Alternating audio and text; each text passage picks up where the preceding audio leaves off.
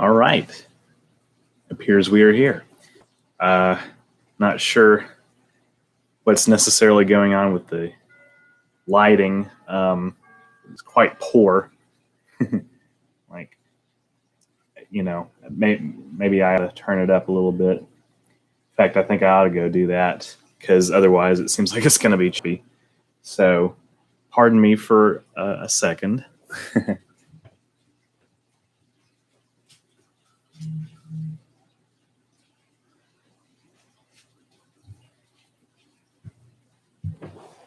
That's better. I've done streams in low light situations before, but it just seems like this is, you know, I'm not sure what the difference is. I'm at a new workstation. But anyway, we're here. I'll go ahead and advertise this. First part of the stream, as always.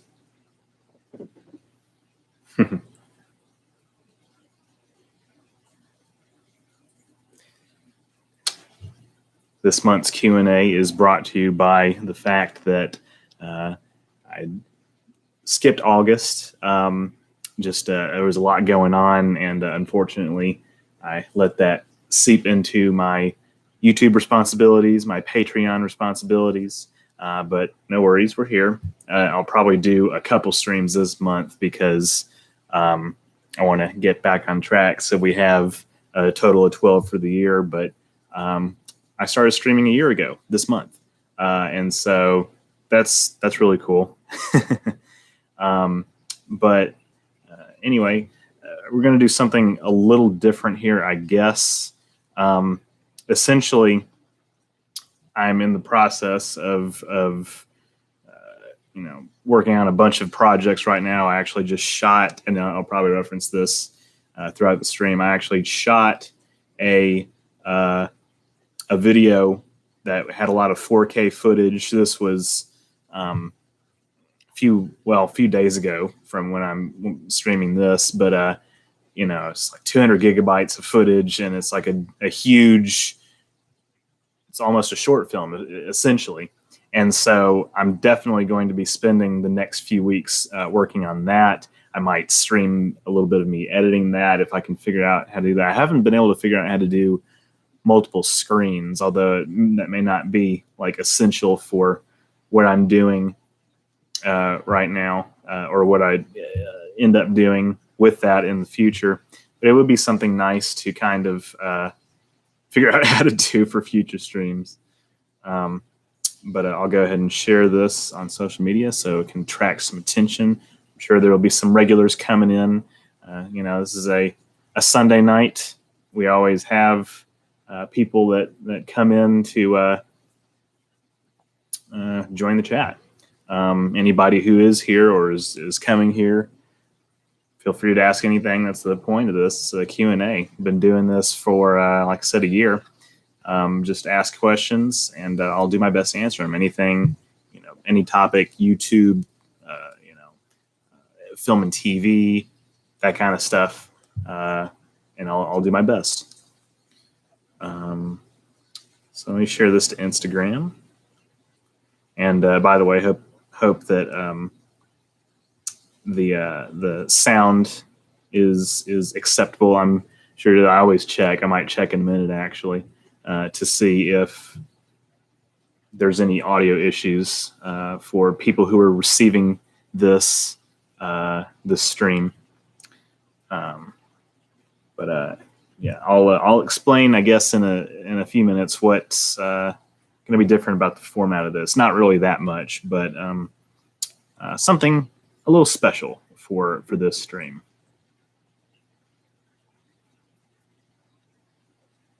Come join the chat.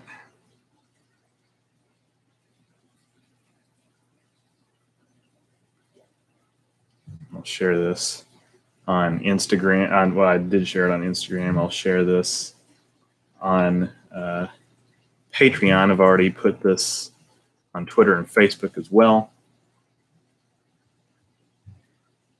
I really think I'm going to start doing multiple streams a month, just because it's so much fun, and it's a great way to interact with my audience, and it's a great way to just maintain interest in the channel.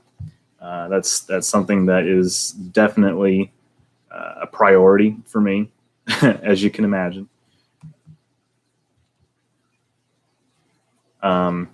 We ought to be getting some more activity here in a few minutes.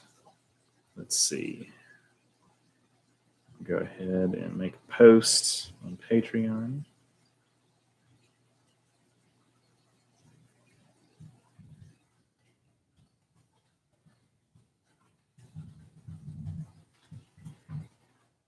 The Anim8orkid Q&A live stream.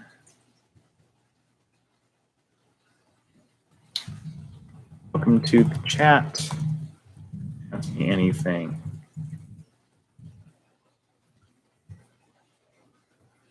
Awesome.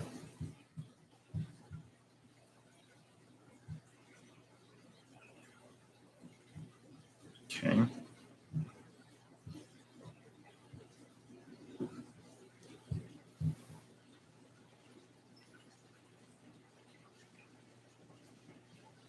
All right.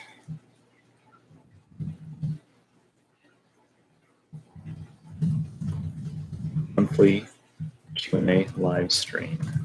Come join the chat. Got to spread the word. That's how I spend the first part of just about every live stream, is getting the word out, attracting attention for people to come and participate.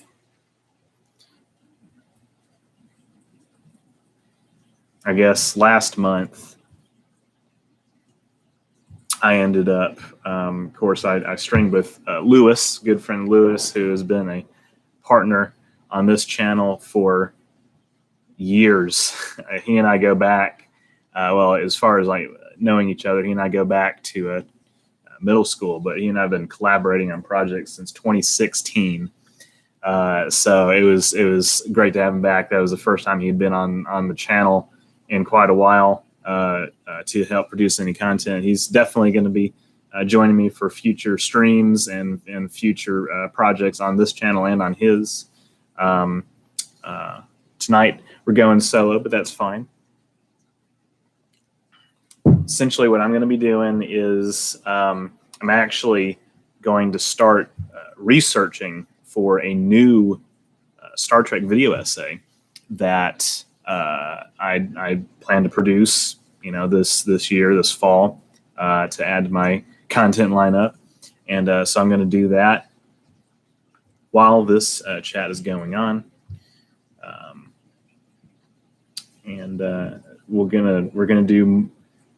I'm going to do multiple screens.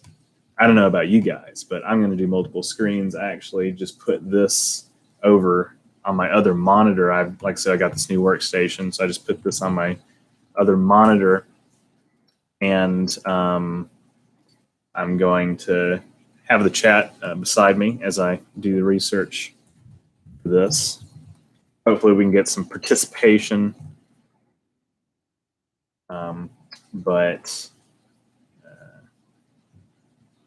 Yeah, it's going to be fun. It's going to be fun. I've got all night.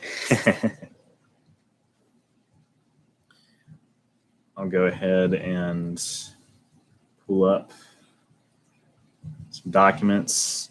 So the next Star Trek video essay that I want to work on is going to be about the eugenics wars. Heard it here first. That's the next one I plan on pouring my time into, and so I was thinking, because I've obviously made videos about history in Star Trek and about politics in Star Trek, and the lore of the franchise, stuff that's referenced. And, obviously the eugenics wars are referenced heavily in the franchise, but this is my attempt to answer the question, well, what really are the eugenics wars? What's the true nature of the eugenics wars?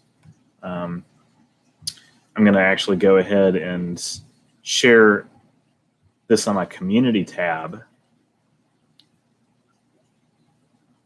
so we can get some interaction on that end as well on Google, on the YouTube platform.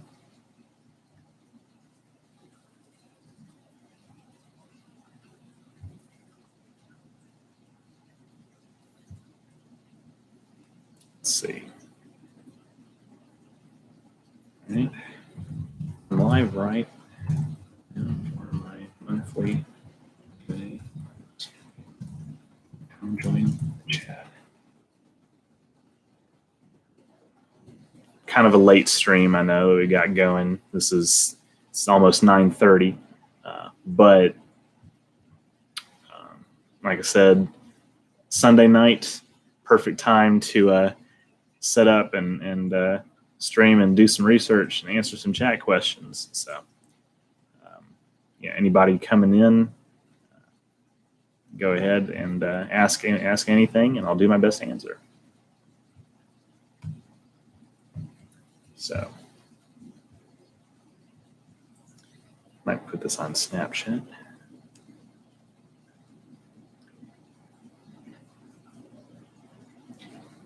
Just a little promotional video for my Snapchat. I'm live right now on YouTube. I'm doing some research for my next Star Trek video. I'm going to answer some chat questions. So anybody who wants to come and join the chat, feel free.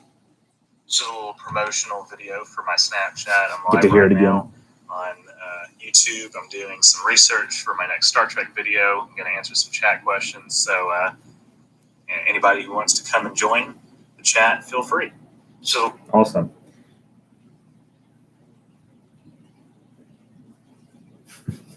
Just a little plug, just a little shameless plug there for my on my social medias. That's all right.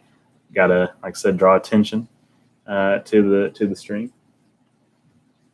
Let's see.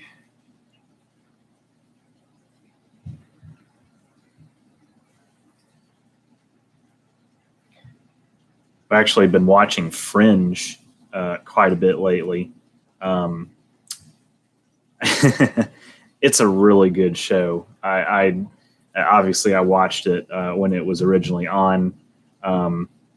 It's inspired me, as you can probably imagine, to create a lot of alternate reality, alternate history content, science fiction content. But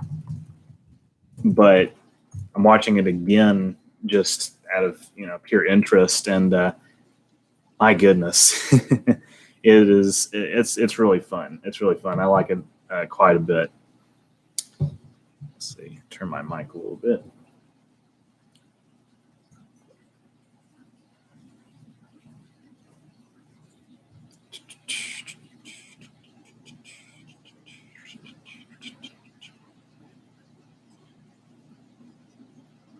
Might add this to my story, actually.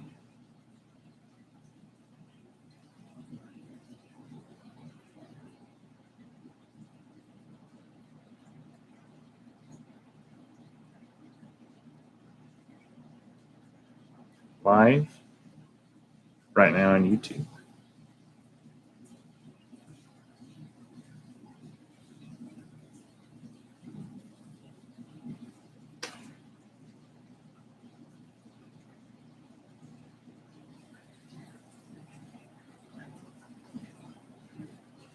Come join the chat.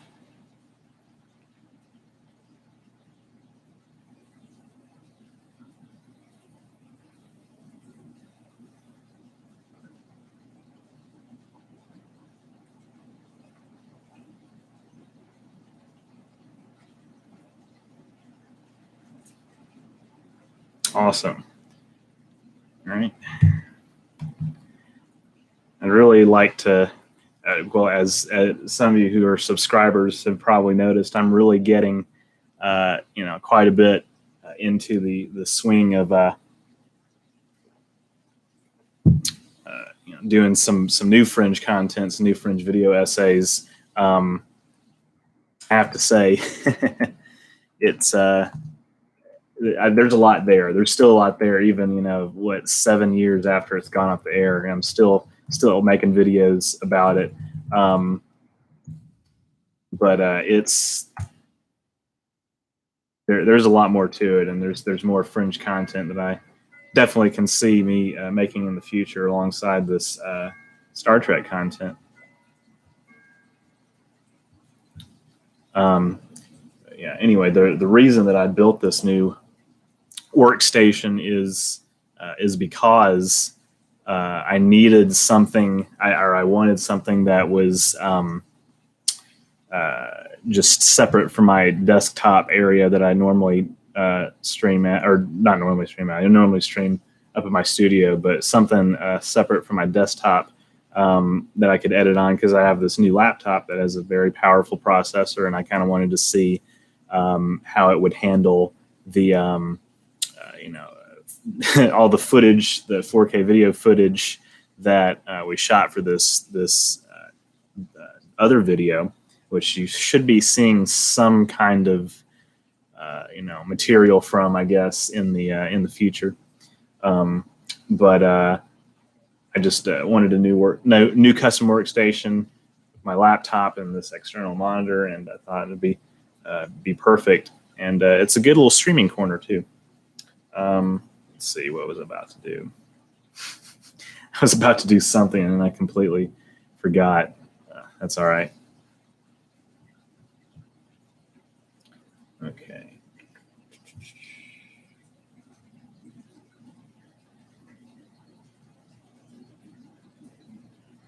Got some new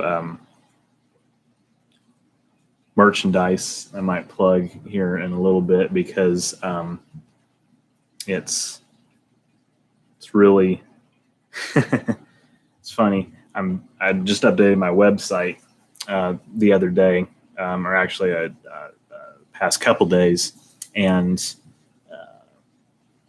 I just added some new photos for Teched Out, which is my documentary that I produced last year. Some new behind the scenes content, and I thought, we need some merch for this for this documentary short film. So I actually designed a T-shirt with and I might show it here in a little bit. It's a quote that I think is really hilarious, but also maybe true from one of the interview subjects, which is, just like you occasionally see a goth nowadays, you're going to occasionally see a cyborg. Well, that's kind of an off-the-wall quote. It's perfect for a T-shirt, and so now it is available on my store. Okay. Oh yeah, I was going to test the connection for my for the stream on my other account, just to make sure that the sound is acceptable. Okay, there's an ad. It's good to know that the ads are playing.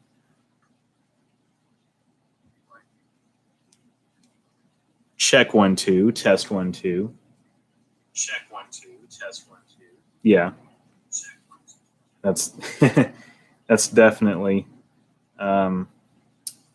within the acceptable range for audio. All right. Seems like we might have some new customers coming in, new viewers. Go ahead and, like I said, ask me anything. Monthly Q&A. I'm ready to answer chat questions as I do this research. So yeah, the thing about the eugenics wars, it's kind of nebulous a little bit, because they reference it in the original series. They talk about how it's I think in the original series they talk about how it's your Earth's so-called last World War, or Third World War, or something like that. Not last World War, but I think so-called Third World War. And they talk about it occurring in the 90s, and even in The Wrath of Khan, the movie, it's very specifically indicated that Khan Noonien Singh was on Earth, and the augments were on Earth and escaped during the 1990s. So that's definitely canon. There's no changing that. The eugenics wars is, well, again, their true nature is also still kind of up for debate a little bit, within the canon. There's different figures given. There's 37 million deaths, which is, let's see, a reference, or 30 million deaths is from Memory Alpha. And then we also see, like, references to, millions of people who die in World War III in the Star Trek universe. So there's a little bit of confusion, I suppose, about what the time frame is, if there's more than one eugenics wars. Got a couple people coming into the chat. Go ahead and ask me anything. This is my monthly Q&A live stream, and I'm going to answer chat questions while doing some research for this next Star Trek video essay. But yeah, so effectively, there's something of a debate about whether like whether the eugenics wars are supposed to be the same as World War III, because in Star Trek First Contact, we know that World War III happens in the 2050s, or concludes in the 2050s. There's 600 million deaths total from like nuclear detonations and that kind of thing. That's it's a separate time period. We know that Colonel Philip Green was active, during this time, as well as the 2020s in the Star Trek universe, late 2020s. So it just seems like there's sort of a long, drawn-out kind of almost another Cold War of sorts that flares up every now and then. There could be the first eugenics wars and the second eugenics wars. So that's something I'm going to try and uncover. But there is a novel series, actually, which is by Greg Cox, and I forget when they were published. I think it was published in the early 2000s, but and I've talked about this before on the stream and in some of my videos, but it's an attempt to basically kind of associate the eugenics wars in the 90s as we know them from the original series, as they're referenced in the original series and other parts of installments of Star Trek canon, kind of correlate those with real world events and incorporate it as like a secret history that was happening behind the scenes, where Khan was not necessarily the direct ruler of a quarter of the human population, as is said in the original series, but was kind of like a person pulling the strings, and the other world leaders were sort of puppets of his, and the augments were in the mix as well. That's an interesting concept. I mean, there's definitely, it's kind of controversial, I suppose, in Star Trek circles, because there's those who want to take kind of like at face value more literally what is said, that okay, Third World War in the 90s, like out in the open. But even so, when we see, and there's a user, Springtime, that is a frequent person that comes and joins the chat for these live streams. They've brought up several times before as well the concept that the eugenics wars, when we see Star Trek, when we travel back to the 90s in the Star Trek universe, and they're in like North America and it doesn't seem like anything's going on, these are conflicts that could be taking place halfway across the globe. And in fact, I think that that's actually accurate. We know that the Middle East and Asia and Africa were hotbeds for these kinds of conflicts, and we get that from Enterprise as well, references to Archer's lineage, Captain Archer's lineage.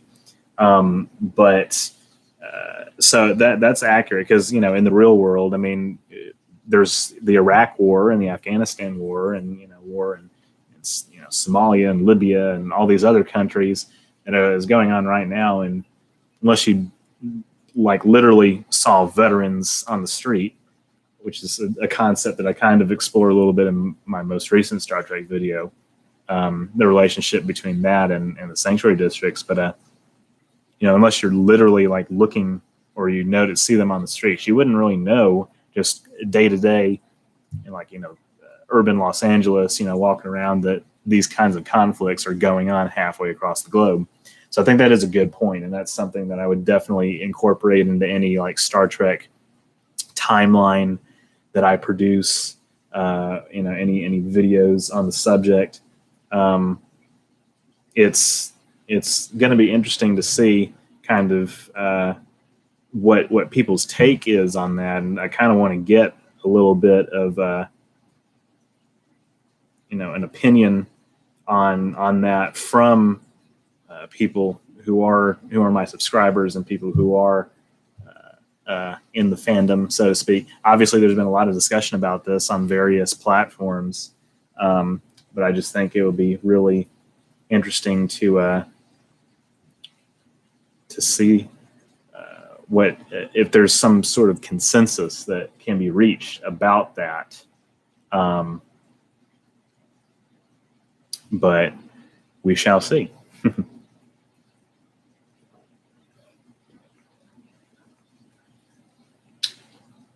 Come on, people. We need to get some more some more interaction on the stream. You're killing me over here. All right. Let's see.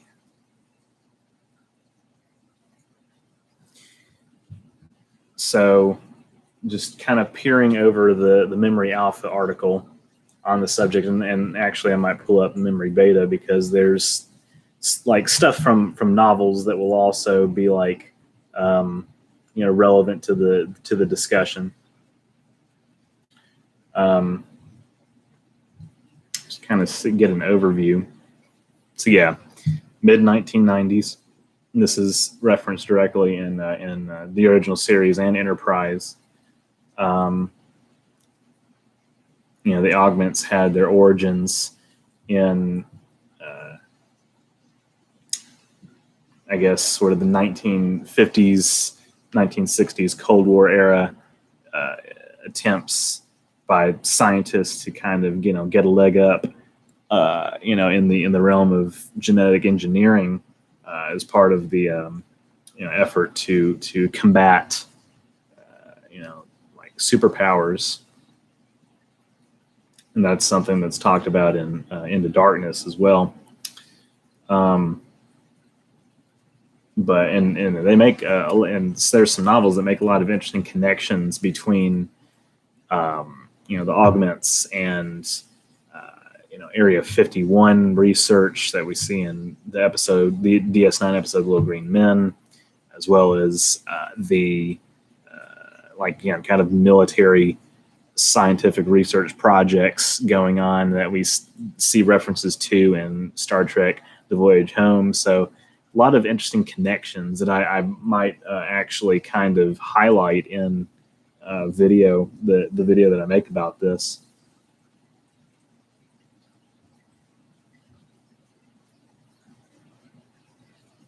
So plunging the planet into a new dark age, that's the 21st century is often referred to as, in the Star Trek universe, as Earth's second dark age, or Earth's most recent dark age, for a litany of reasons. Obviously, there's a lot of those reasons I explored in my video about past tense, the DS9 episode with the sanctuary districts, World War III, obviously.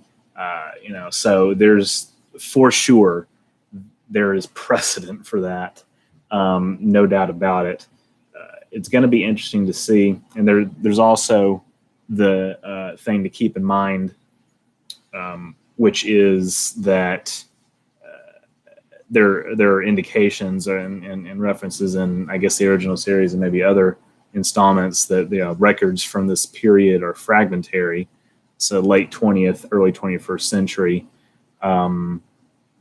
It's just, there could be some, like, not necessarily revisionist history, but just sort of the vein of, trying to piece together what little is known, in fact, about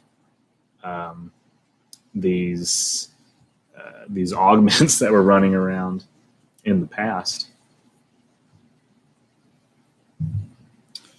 Let's see. So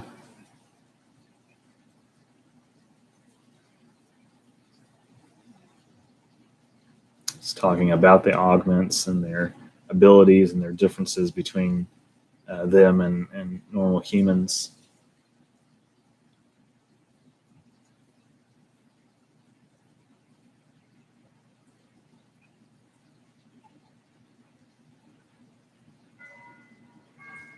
Forgive the clock in the background.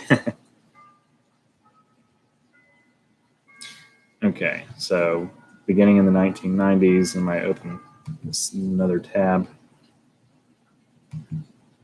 So by 1992, Khan supposedly became absolute ruler of more than a quarter of the planet. This is from the episode Space Seed. Anybody new come into the chat? This is the monthly Animated Kid Q&A live stream. Go ahead and ask me anything. I'll do my best to answer. I'm just doing some research for Star Trek video. Next Star Trek video essay. So Khan is just such a great villain, I have to say. He is one of the most interesting, and of course Ricardo Montalban was a terrific, amazing, perfect actor for that role. He just sold it so well. He's so formidable. Just a great villain.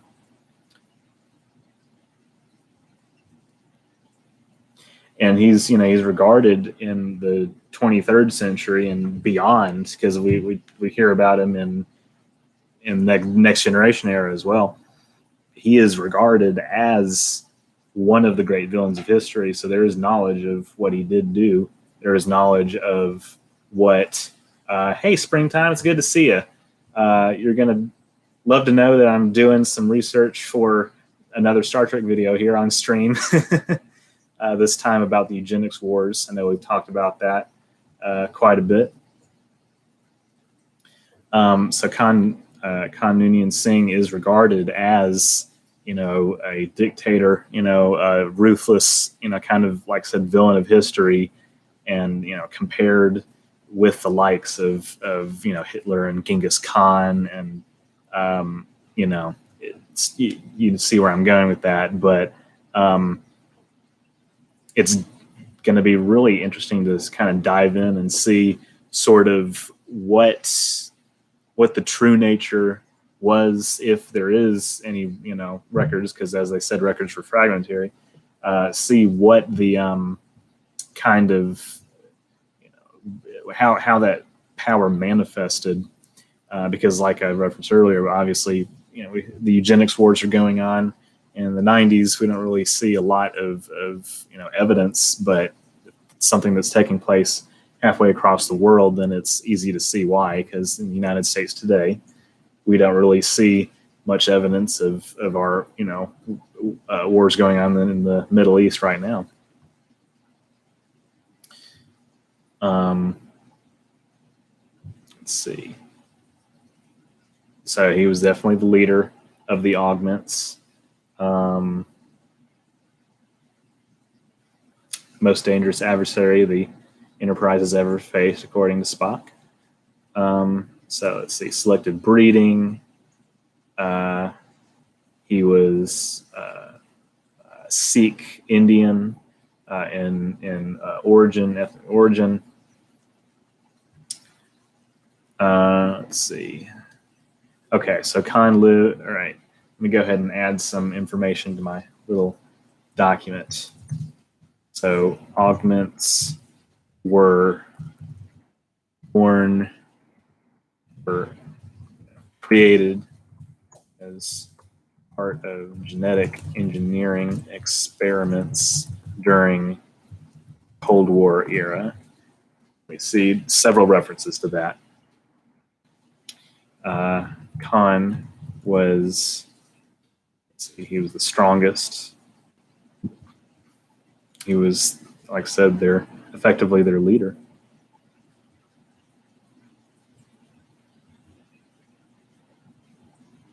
Let's see. Yeah, most prominent of the augments, you see. Getting some more traction here in the chat. Go ahead and ask me anything. I'm just doing some research for my next Star Trek video, but I'll be able to answer any chat questions. My fan theory is that the war was known as the Third World War, but more of a police action. The eugenics wars were, to most Europeans and most Japanese and Australians, a crazy conspiracy theory. That is a good point. I think there may be something to this sort of secret history, or just like events that were going on that were not really well known to the general public, as you said, in kind of like the Western nations. This is more of an Middle Eastern conflict, just something that flew under the radar. Known in the Third War is what you actually said. That's right. Yeah, I think that's definitely on the money. And there's connections to potentially the Bosnian conflicts. Just anything and everything happening that had to do with ethnic strife in the 90s. Khan was most prominent of the supermen. Something I just thought about, this is really interesting. What the existence of the augments, I guess, like you said, it may not have been necessarily widely known to the populations of like the first world, the Western countries, but how would they react, and how would that impact their image of like comic book characters like Superman, since the word Superman is used to describe these people. Be kind of like living in a universe like the X-Men almost. And it's interesting because there have been X-Men Star Trek crossovers in the past, but I'm not really going to get into that right now, I guess. Okay, so Khan rose to power in 1990s.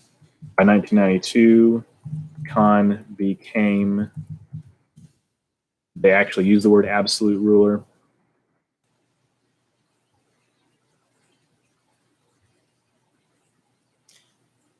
Let's see.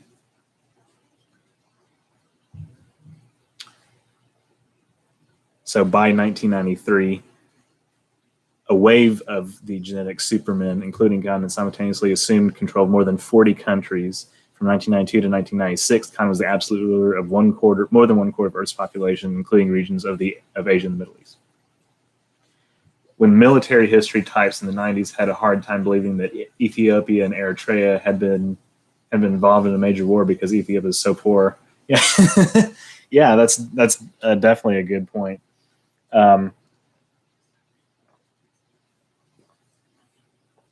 Yeah, it's almost like it's crazy you bring that up. It's almost like under the massive fatal underestimation of the power of South Vietnamese farmers in the Vietnam War, or the Viet Cong.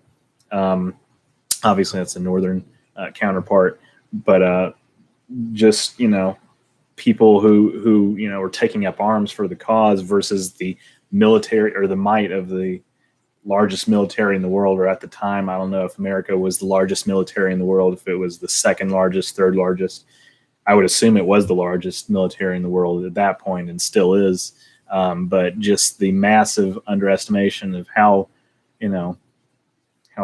skilled and dedicated the Vietnamese were in that conflict. Watchmen, lore notwithstanding, obviously there was interference from Dr. Manhattan in that case. Do you know how many M16s the U.S. government has available? It would be very easy to fund a little private little war. Yeah, that's for sure, and that's kind of it seems to me what we're doing right now in a lot of places. There's like private armies effectively that are being used, that are military arms of these private contractors and like weapons manufacturers and things like Halliburton. Of course, that's more like hardware, military hardware, but mostly like if you look up things like Blackwater, I mean, other private militaries are effectively kind of taking over portions of U.S. responsibility, so to speak, in places like Afghanistan. And I'm sure that kind of stuff is going on in other areas too. We might, that there might be stuff like that going on. There's sort of a shadow war going on in Africa right now. A lot of people don't know about. We're militarily involved in places like Niger. I mean, all this stuff is going on right now, and nobody knows about it. Well, that's not true. Obviously, plenty of people know about it, but so many people don't know about it.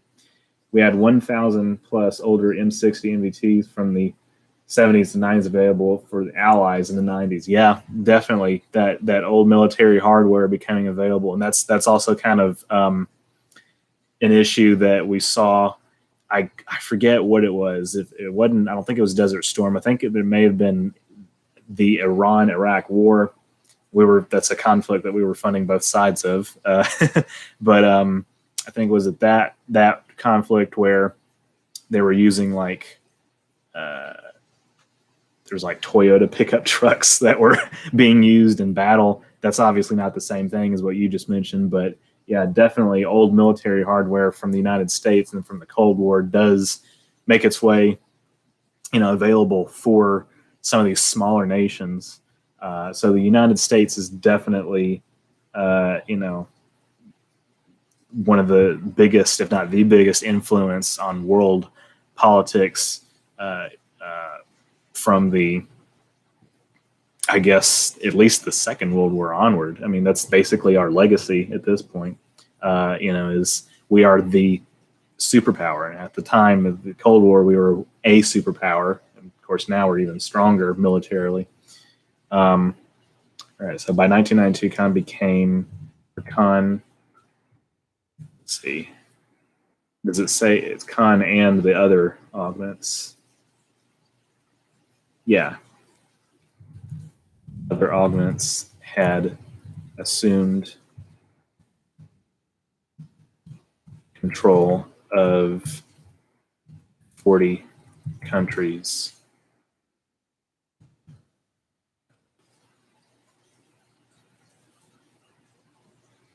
More than 40 Earth nations.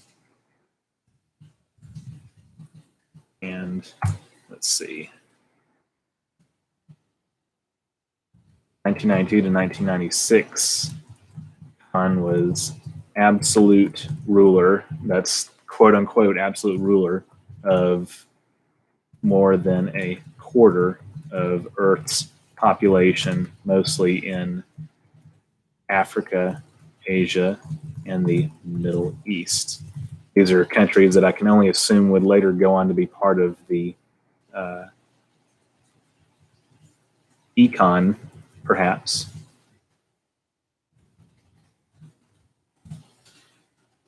In the 90s, we were using massive C5 and C-141 transports to bring in a massive amount of just ammo for rifles to help allies in Africa. Yeah, I mean, that's exactly right. It's another demonstration of just, how much, and even something that has a connection to the Iran-Contra scandal. I mean, that's basically been our big business. These weapons manufacturers and contractors just selling those arms to other countries, to these smaller nations and the allies, as you said. That's exactly right. And that's definitely something that I can see having connections to the eugenics wars.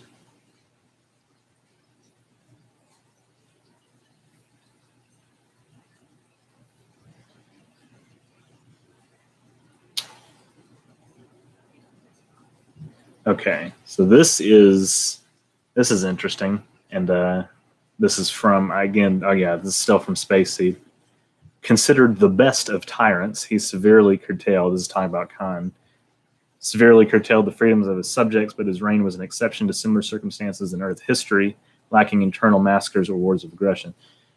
I might need to actually read I actually have the books, the Eugenics Wars by Greg Cox. I have to look and see. I actually have to read and see how he incorporates that into real world history, because we definitely can see a lot of parallels between what is being described here and stuff that happened in the 90s. And literally looking at a book I have, you should look up how many fighter jets the Soviets gave to African nations, like the MiG-21, MiG-23. Yeah, the Soviet Union was definitely involved in that as well. It's kind of reminiscent, pardon the clock in the background, by the way, but it's kind of reminiscent of how China is taking, and I guess China and Russia both are technically taking a lot of interest in Africa and the Middle East, as the U.S. is kind of pulling out of those areas, even though we're still heavily involved there. So I think we're definitely approaching the beginning of a new Cold War of sorts, and the U.S. is probably by the middle of the century not going to be the sole superpower in the world anymore. I mean, China and Russia both are investing heavily in infrastructure in places like Iraq. I mean, it's crazy to see. I mean, that's empire building 101 that's being done mostly by China, being done in a smart way, if you can, call it, smart empire building. I mean, I think I might have talked about this before. I actually think on the last stream I did with Lewis, we talked about this. That's what they're doing. Sadly, Eugenics Wars novels didn't age well. Well, that is a good point, I guess. That's something I'll have to probably just read them and do some more research about them. I'm not necessarily taking them as gospel, because even in Star Trek media, there have been attempts. Obviously, those novels are non-canon. I know that, but there's been attempts to sort of not retcon, actually the opposite, to reinforce the idea that the Eugenics Wars were more direct conflicts. So that's probably something I'll talk about in the video as well. How the novels themselves are, as I mentioned earlier, still kind of controversial. The Chinese African outposts. Yeah, that's right. That's what I was thinking of. And I forget which countries. I would imagine one's on the coast, but on the Indian Ocean coast. But they're taking a heavy interest in resources there. Have some new people coming into the chat. Go ahead and ask me anything. This is a monthly Q&A live stream. I'm just doing some research for my next Star Trek video. Definitely not Chinese colonies in Africa. Yeah, for sure. But definitely the outposts are what I was referencing. I've just been hearing a lot of news. Yeah, come on and join the chat. Anybody here, go ahead and ask a question about YouTube, about film and TV, politics, since we're talking about politics as well in a way, and I'll do my best to answer. Yeah. Okay.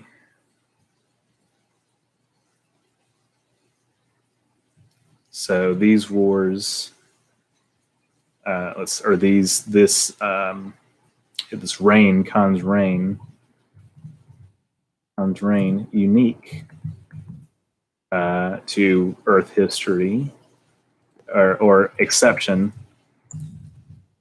to similar circumstance. And of course, there is a thing that to keep in mind, that there have been some retcons from statements that were made in original series episodes that were retconned in the Next Generation, actually at Roddenberry's behest. So it's not necessary, I guess, it's not necessarily necessary to take literally every statement that's made in original series episodes. Springtime asks, how is Joe Biden doing? Well, that is a good question. I actually just got through looking, because I know we talked about this on the last stream. Lewis and I talked about this for a little bit. let me go. I've got two websites that I look at that I use to track the polls. So it's Nate Silver's 538. He's got all kinds of polls, but I look at the national average of polls, and Real Clear Politics has a good national average of polls. It's national Trump versus Biden. Biden is up 7.5 according to 538, and up 6.9 according to Real Clear Politics. Now here's my feelings about the election now, because Nate Silver on his website, let me go back to the homepage. He has Joe Biden he's favored to win the election. He has do they give a number? 71% chance. Here's the thing. That's what he said. That's what Nate Silver said about Hillary Clinton. And of course, we know how that ended up. So Hillary Clinton lost the Electoral College, even though she won the popular vote. That is 100% something that can happen to Joe Biden. And I'm in particular worried about Wisconsin. I think Wisconsin could definitely be the closest state in the union again, or actually it was Michigan last time. Wisconsin, I think, could end up being the closest state in the Electoral College. And I'm really concerned that the mail-in ballots are not going to get counted properly. So I still think it's a toss-up. I would have said normally, especially because we've seen what's happened over the past several months, how Trump, in my opinion, and in the opinion of a lot of other people, has poorly handled the response to the coronavirus. That Biden, it's almost should be a layup election, and Biden, has been up quite a bit on, in the average of polls. There was polls that have him up 15 points, 10 points. He was on average up 9 points a few weeks ago. He's slipping, and he's going to continue to slip. Unfortunately, for some reason, people are just kind of sliding back to Trump, maybe because, the economy is kind of starting to reopen again and people are going back to work. But it's a coin flip still, in my opinion. And that's scary because I just think that this country, I don't know how prepared we are for 4 more years of Trump. We can talk about that more at length in a few minutes. Got some new people coming in the chat. Welcome. It's monthly Q&A live stream. I'm just looking at polls, and I'm also doing some research for my next Star Trek video. So you can go ahead and ask anything. I'll do my best to answer, but go ahead and join the chat. We're getting some traction here. Springtime says, maybe by the 2060s, people in the Americas and Europe and Asia were starting to learn about the eugenics wars and realizing that it wasn't a conspiracy theory. That is also a good point, because, like I said, people are, said that the records were fragmentary. I think World War III had a lot to do with that. I think a lot of information may have been destroyed in 2053 or the 2050s as, a lot of infrastructure was being kind of destroyed by nuclear blasts. Somebody needs to make a show about the recovery of lost information post World War III and after First Contact. It would be friggin' cool to see. This may have a narrow appeal, but a prequel to Enterprise, frankly, which in and of itself was obviously a prequel to the original series. What if Nikki Haley were to become Trump's VP? I've got kind of mixed feelings on that. I mean, it definitely wouldn't change my vote. Nikki Haley is still somebody that's her politics are still too conservative for my taste. She does have broader appeal. I mean, she definitely is more popular and more likable than Mike Pence, who is definitely part of the evangelical wing. And Nikki Haley is, she's not necessarily like a centrist Republican. She's still fairly conservative, but she's, has a business record that she can defend in South Carolina, and has appealed to Democrats and centrists in a way, because She's just viewed as more level-headed for understandable reasons. I think it would hurt Trump with evangelicals, I think, and like hardcore far-right voters who would also be kind of put off by a woman of color being on the ticket. Of course, Mike Pence obviously has been renominated as his running mate. But to your hypothetical, overall, in my estimation, I don't know if it would net make Trump more likely to win. I think he's still likely to win even with Pence and with his own abysmal record as in office, especially with the coronavirus. I think he still can win because of the layout of the Electoral College. And even if Biden wins by 3 points, he could still lose the election. But Nikki Haley, I don't know what her approval rating. Her approval rating is pretty damn high. It was in the 60s at one point, which is only matched by Bernie Sanders. Yeah, overall, I mean, Trump could theoretically win with Nikki Haley.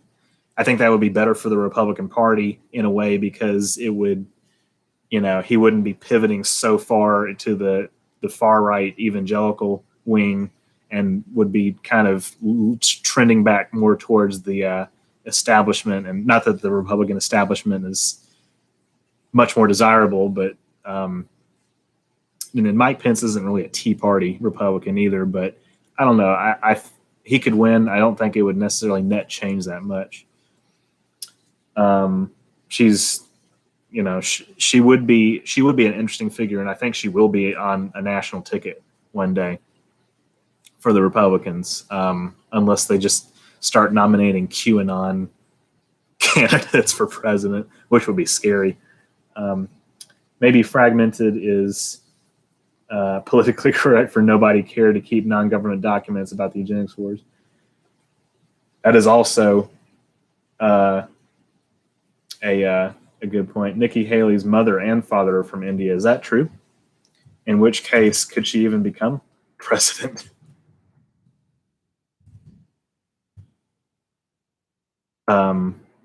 If she were VP, I guess technically, if something happened to Trump, then Nancy Pelosi would be next in line, theoretically, after the vice president. Huh. Okay. So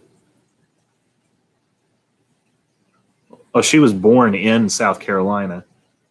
Okay. I guess I misunderstood what you were saying, that both of her parents are immigrants from India. I'm just looking that up now. It's kind of embarrassing mistake, but no, yeah, she actually was born in South Carolina. So that's interesting.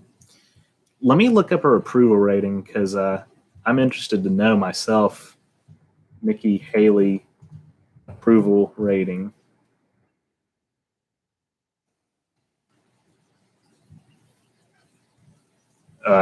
Most of this is from 2018. That's not current enough.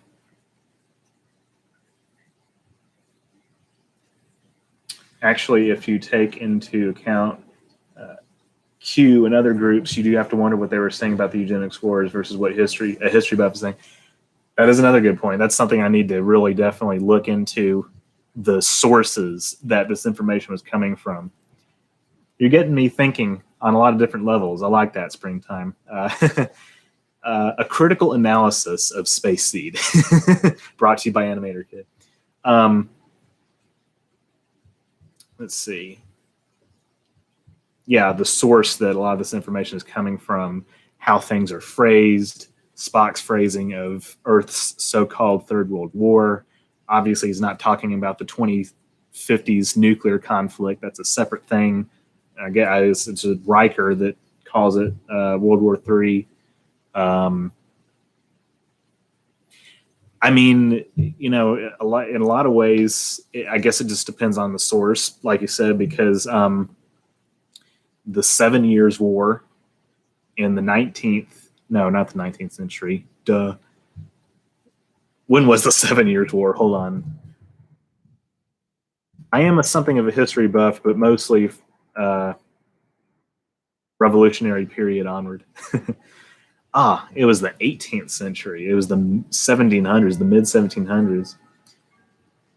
The 7 Years' War is considered by some people to be technically the First World War because it was something of an international conflict, a global conflict. And so the Great War in the 20th century that was sparked by the assassination of Franz Ferdinand could be viewed in a way as the Second World War, and the war to defeat fascism in Europe and against the Japanese Empire in Asia could be viewed as the Third Global War, the Third World War.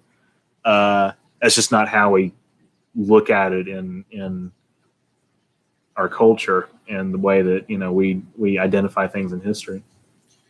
Spock was probably using the Vulcan version of the eugenics wars anyway. Yeah, I mean, again, definitely like the source that the information is coming from is something to take into account. He said a lot of things that were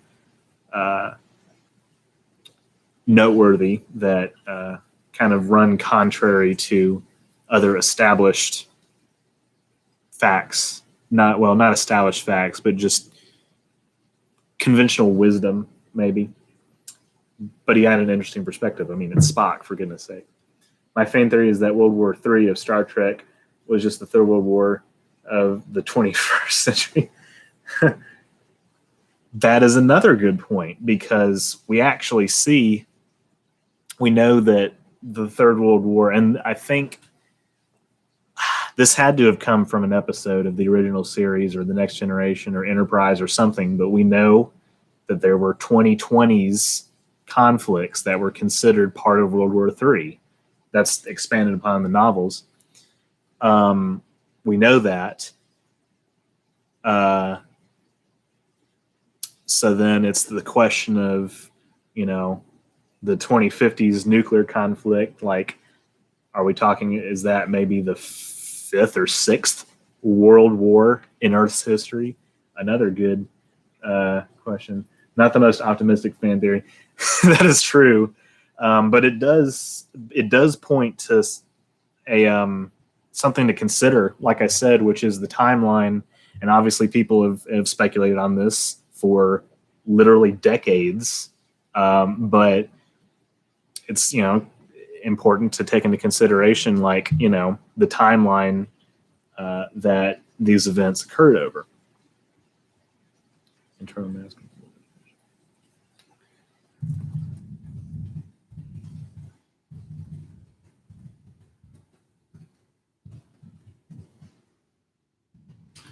Okay. I need to source a lot of the stuff that I'm getting. Oh, yeah. Still looking at Nikki Haley's approval rating. But she does do better among, like, women, female voters, which is a demographic that the Republican Party is definitely kind of slacking on in terms of getting the. Okay, well, again, the last thing I see is from 2018, where she had a 63% approval. And not everyone calls the same war by the same name, like World War II or the 1939-1945 war is not coming. That's definitely true. It's, again, the source that it's coming from is an important thing to consider. Where was I going with that? Yeah, because, we in the United States, we mostly think of World War II as being a 4-year-long conflict, not even 4 years long, whereas obviously in Europe it was, 6 years.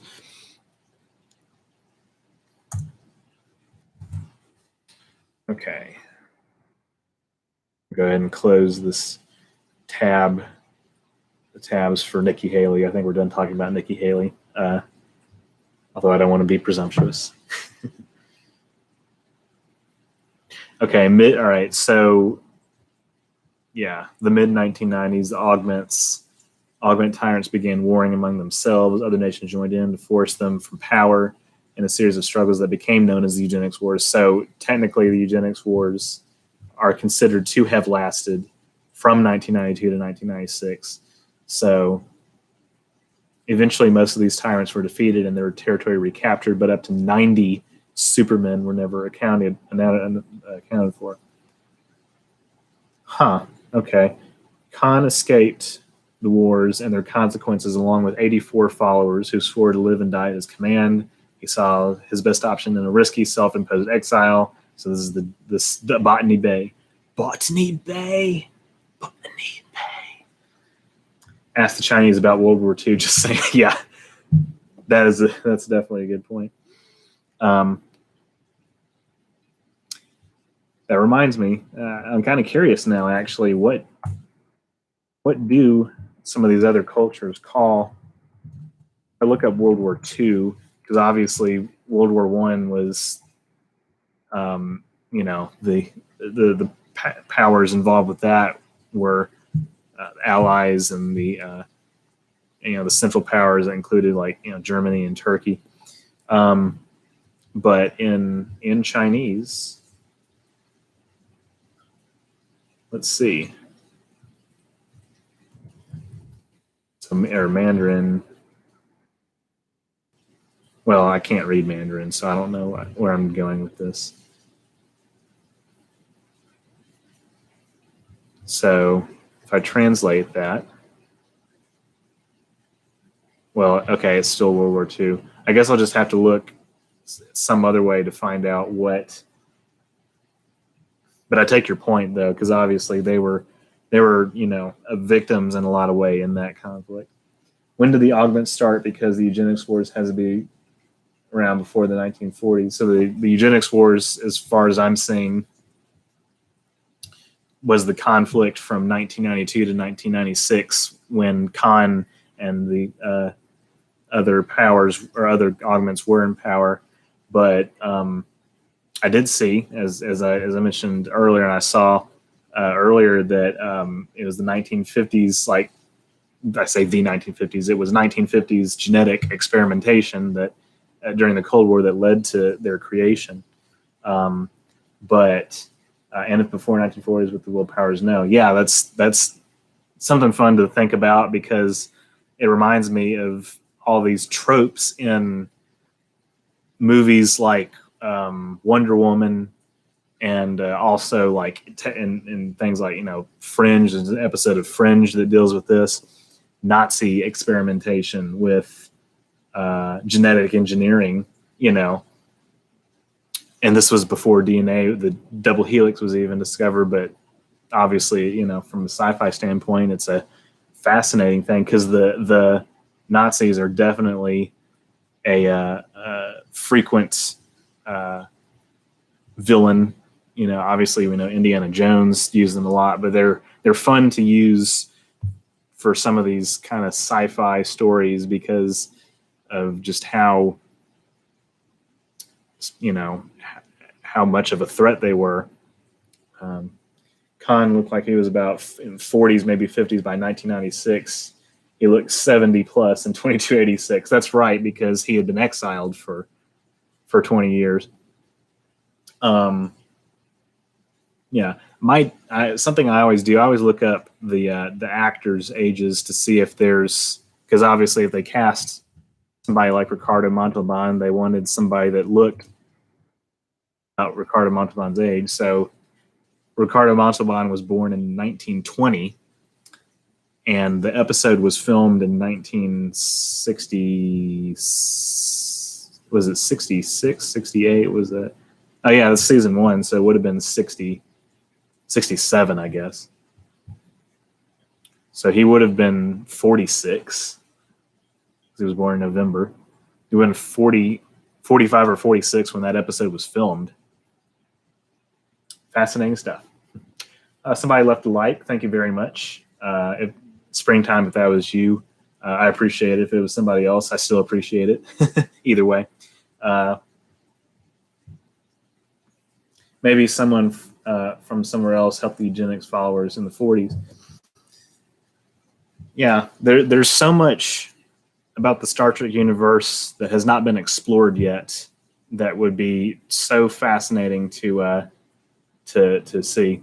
got another like. Thank you very much. This is the monthly Q&A live stream, so join and ask anything. I did after that, guy. Appreciate it. Let's see. Okay. So the struggles, and of course, we know how that ended up. They ended up leaving on the sleeper ship, the DY-100, the Botany Bay, and they were derelict for a while. Let's see.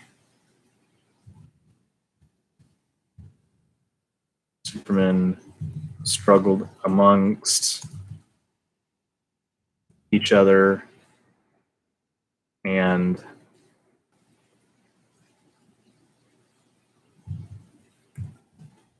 other nations joined in to force them from power, and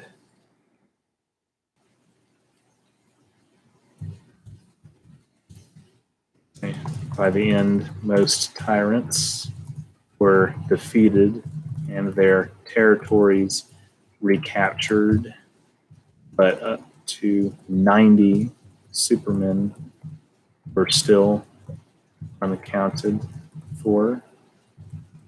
Khan and 84 followers. So they left, or okay, what was the wording that was used? Self-imposed exile. Exiled themselves on DY-100's sleeper ship SS Botany Bay. And of course, the rest, as they say, is history. But what I'm interested in is what happened in between.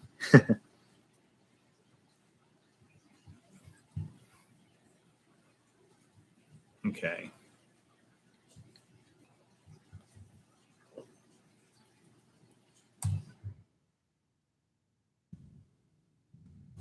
And sing. Okay. So then we're talking about recollections of the eugenics wars, or historiography is something I can use. Records from period, quote unquote, fragmented. In the novel universes, Gary Seven said it was a time-traveling faction that helped the eugenics faction fanatics, so it may have been a secret that nobody knew how they did it. Gary Seven is another character that I think had so much potential. And of course, as many people might know, the episode Assignment Earth was actually supposed to be a backdoor pilot for another TV show with Gary Seven, which would have been interesting. But yeah, his antics trying to, defend Earth and humanity from, time traveling, threats and other, and or just obviously like in the episode, the nuclear platform that was being launched, like stopping, World War III in the 60s. That's definitely,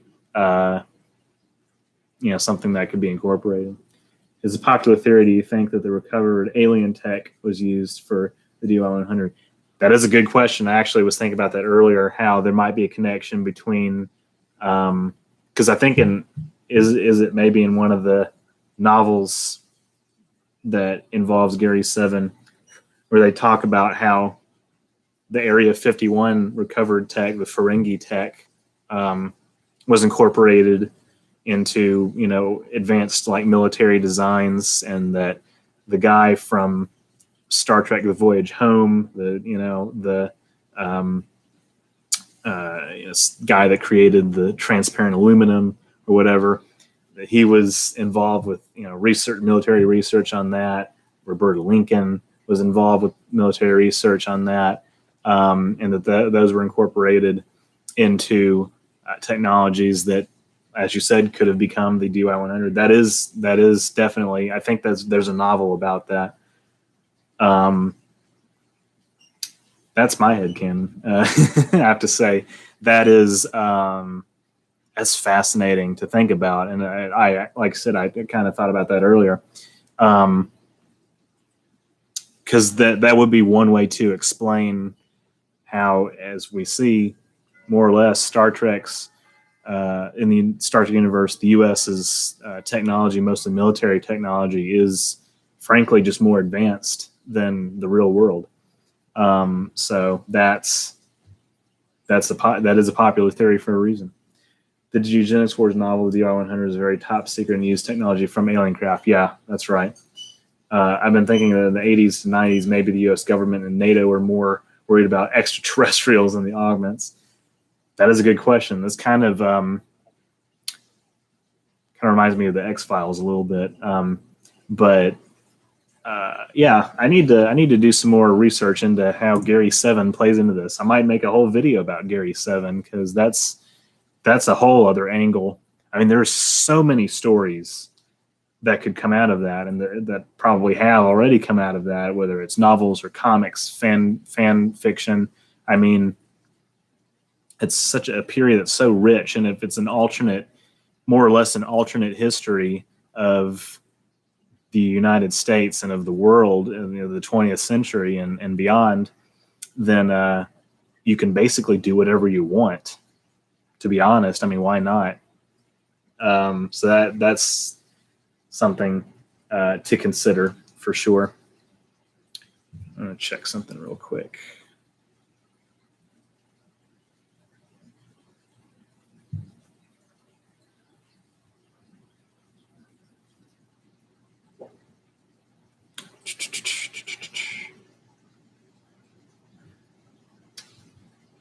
The ATF back in the 90s were pretty fast to recognize with what like an alien spacecraft Futures in after the shuttle crash.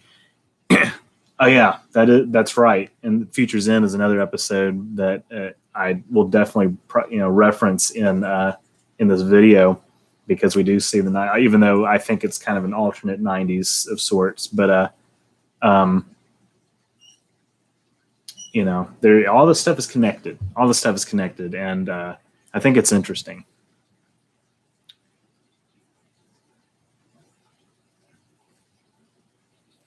Okay. What is known is that the war's roots lie in a group of human scientists' ambitious attempt to improve the race through selective breeding and genetic engineering. Okay. I had talked about that already. Okay. This is about the augments' abilities, Cold War era. In Star Trek Into Darkness, they talk about that. And then obviously Cold Station 12 and the augments and the Enterprise. We got some new traffic coming into the chat. Anybody who's just now joining, go ahead and ask me anything. I'm just doing some research for my next video essay, but I'm happy to answer any chat questions. If the augments were unstable, maybe the war wasn't seen as that big of a deal for the USA and Russia, and getting a new Type 9A shuttle was more important. That's interesting, and again, I think it'll be important to explore how this affected space program development, because obviously, that's more advanced in the Star Trek universe. But it kind of reminds me of Watchmen a little bit, interestingly enough. If like the spoilers for anybody who hasn't seen it, or I won't spoil it for anybody who hasn't seen it, but basically one of the plot points in the comic and in the show is that in 1985, the villain Ozymandias created like an interdimensional space squid that landed on Manhattan and killed 3 million people to sort of get the Cold War powers to kind of stop pointing their guns at each other and focus on building or on cooperation, and building a world where they could cooperate and not have that kind of nuclear conflict. as much of a threat. So something similar could have happened in the Star Trek universe, although I think that deviating too much from real world history is maybe something that's to be avoided. I mean, obviously we keep like the major points like the Cold War and 9/11 and other conflict we see directly referenced in the show, but the nature of how those things unfolded, even if the conclusion was different, the specifics could be different, or if the conclusion is the same broadly, the specifics could be different, such as the development of sleeper ships. I just like the idea that the USA, Russia/USSR, and probably the UN were aware of the Vulcans and some other powers before 2061. They just didn't tell anyone, like the Vulcans. That's something funny to think about, because I mean we kind of get references to that a little bit in Carbon Creek episode of Enterprise, which is one of my favorite episodes. I just like all the time travel episodes, honestly, of the Star Trek installments. But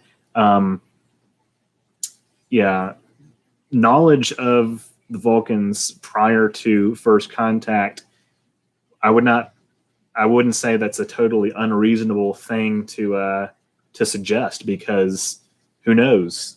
There absolutely could have been top secret intelligence agencies that were aware of what was going on before anybody else. It's fan speculation, sure, but why not? I mean, I feel like there had to have been some people who were aware. I mean, obviously we know as a matter of fact, that there were people who were aware of other alien races before first contact who lived on Earth.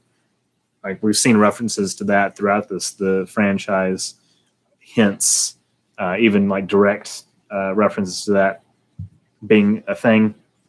But yeah, fun to explore. Like I said, somebody needs to make a show about the period of Earth's history directly after first contact, and how the Vulcans sort of came to like possess that overbearing influence on Earth's technological advancement, for one thing, because we know there's been references in Enterprise to how the Vulcans attempted to slow down the development of the NX program and warp, faster warp capability, because they were trying to make sure that humanity didn't progress too fast, which is why in the Mirror Universe, as we see in Enterprise, their technology at that time is more advanced because they overthrew the Vulcans and they were not restrained. So something to think about, but it's really interesting. All of this is very interesting. Okay. All right, eugenics wars. Okay. So I just got through looking at the history of Khan's rise to power. Earth wasn't in any position to stop anyone in the 2060s to 2160s, so if the UN knew about some of the Vulcan government more warring activities in space with other powers like the Andorians. That's another good point. A lot of threats out there, and the Zenti, even though the canon, their relation to canon is still kind of sort of up in the air a little bit. Although the animated series, I mean, it's generally regarded as canon, right? I mean, I know Roddenberry kind of tried to walk it back in his later years, I think. But if the animated series is canon, then the Zenti were definitely a major threat in the 2060s. They couldn't say no to the Vulcans in the 2150s. Yeah, for sure. They still had that kind of overbearing influence as Earth was continuing to establish itself. Yeah, that's a good point. Kind of makes me wonder as well how, and there are videos exploring this, I think, I'm sure, but like kind of makes me wonder as well how a lot of these intelligence agencies, I mean, we know Starfleet Intelligence and Section 31 were involved in this, but how some of these agencies and powers like the, United Earth and whatever handled secret knowledge of the Borg, and then knowing that they had intervened in Earth's past, or knowing in Earth's history after first contact. That's something I would be curious to know about.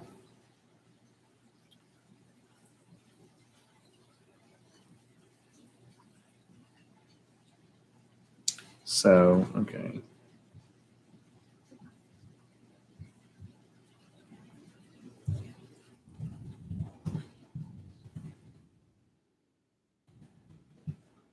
Cool.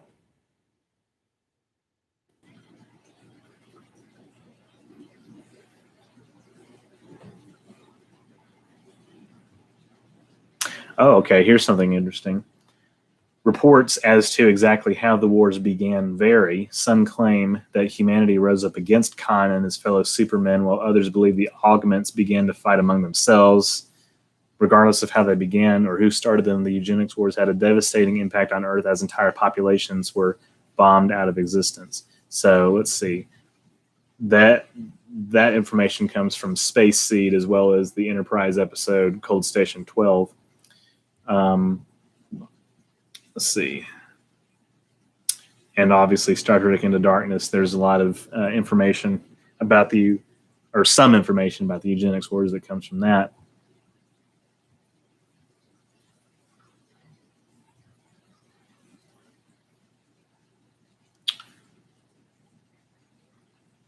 Hope everybody's Labor Day weekend is going well. I know mine is. Have a lot of projects that I'm working on that are going to be on my channel in the coming months, including this one. My fan theory is that Earth's kind of like Saudi Arabia rich in dilithium crystals, and that like oil today was the UEG only thing to bargain with. Yeah, definitely there's a lot of kind of hints and nods towards manipulation and almost kind of like a colonialist aspect of how other races, other alien species treated humans who were just the sort of up and coming newly warp capable power in the galaxy. Okay. Let's see.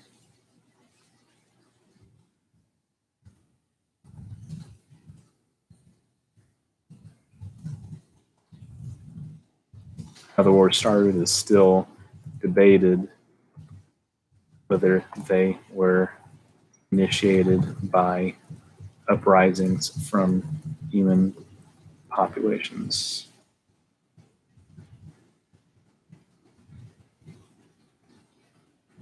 Cool. Let's see.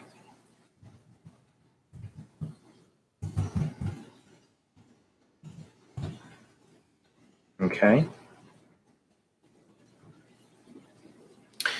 Among the areas most affected by the wars was North Africa. One conflict that occurred there involved a battalion of soldiers that included the future great-grandfather of Starfleet, Captain Jonathan Archer. In this encounter, Archer's great-grandfather was able to convince the augment commander of his enemy's forces to hold their fire long enough to evacuate a school that was directly between them. Some or all parts of that account may be non-factual, as Archer was evidently in an altered state of mind around the time he disclosed it. So this is from Hatchery. But it's still, I mean, it still could point to something that has some level of truth in it, which is that, and obviously as we see in the other installments like the original series, they talk about how Khan directly ruled over populations in Asia and the Middle East. Like how he didn't really trust the Saudi government with their best technology at times. That is definitely true. a very storied history that we have with that nation. Okay. So.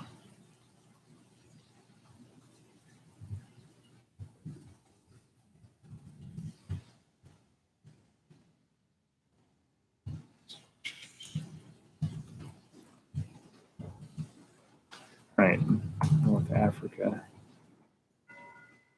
It's like North Africa obviously was a front in World War II, which a lot of people don't really think about. A lot of Dwight Eisenhower's early military victories came from North African battles. Among the areas affected by the war. So, okay, so North Africa was among the areas affected, I would assume most affected by the war, maybe not most affected by the wars, but definitely affected by the wars. A lot of combat in real life between 1982 and 1907 with the U.S. military in France against Libya. Yeah, and that's another thing that a lot of people kind of tend to forget is some of those other nations' involvement in just these little. I mean, a lot of them are proxy conflicts with the Soviet Union. A lot of them not. A lot of them are just little wars that happened or little conflicts that happened over resources and during like the decolonialization period. It's it's just so much has just gone on that a lot of people don't know about, don't think about that, but affected, immensely affected, populations that are living in some of these countries across the globe. Such were the eugenics wars in the Star Trek universe as well, as we know.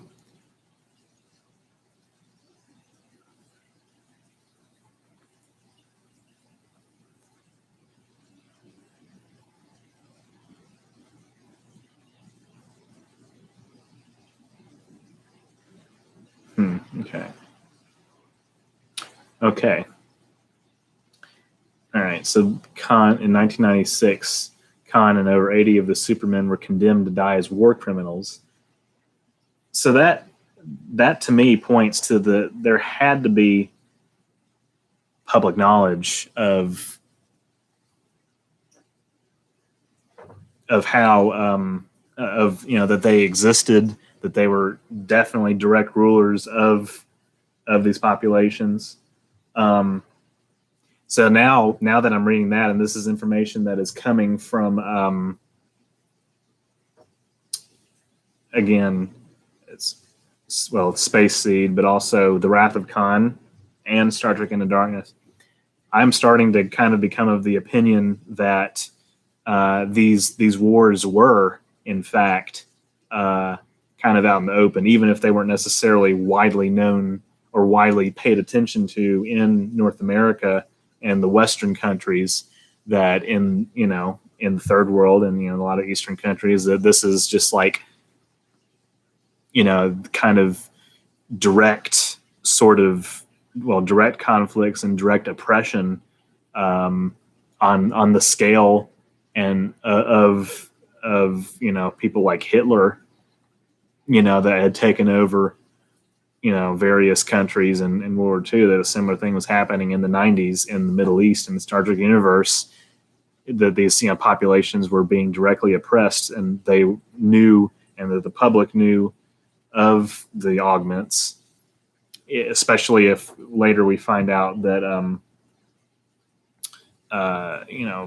people from the future in the 23rd century know who Khan was. People in the 22nd century know who Khan was. People in the 24th century know who Khan was. Khan may have tried to control Chad to put pressure on Libya, and maybe France was trying to liberate Chad from its augments overlords. And Archer's ancestor was in the French army. Fruit salad. Okay, I'm in a school's history class by mistake. I'm going to take that as a compliment because I'm doing some research for my next Star Trek video essay. We're looking at information on Star Trek wikis about the eugenics wars, one of the next videos that I want to create. In the 80s, France was fighting against Libya and Chad. Yeah. Got some new people coming into the chat. Thanks for stopping by. Ask me anything. This is monthly Q&A live stream. Ask me anything about the channel, about film and TV, anything. I'll do my best to answer.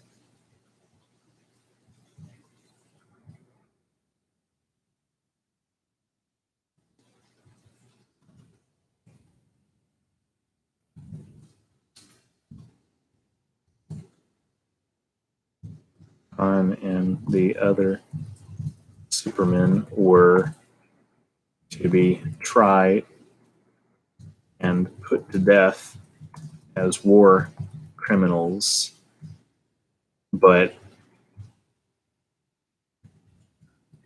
between 80 and 90 augments went, let's say, were unaccounted for. Let's see.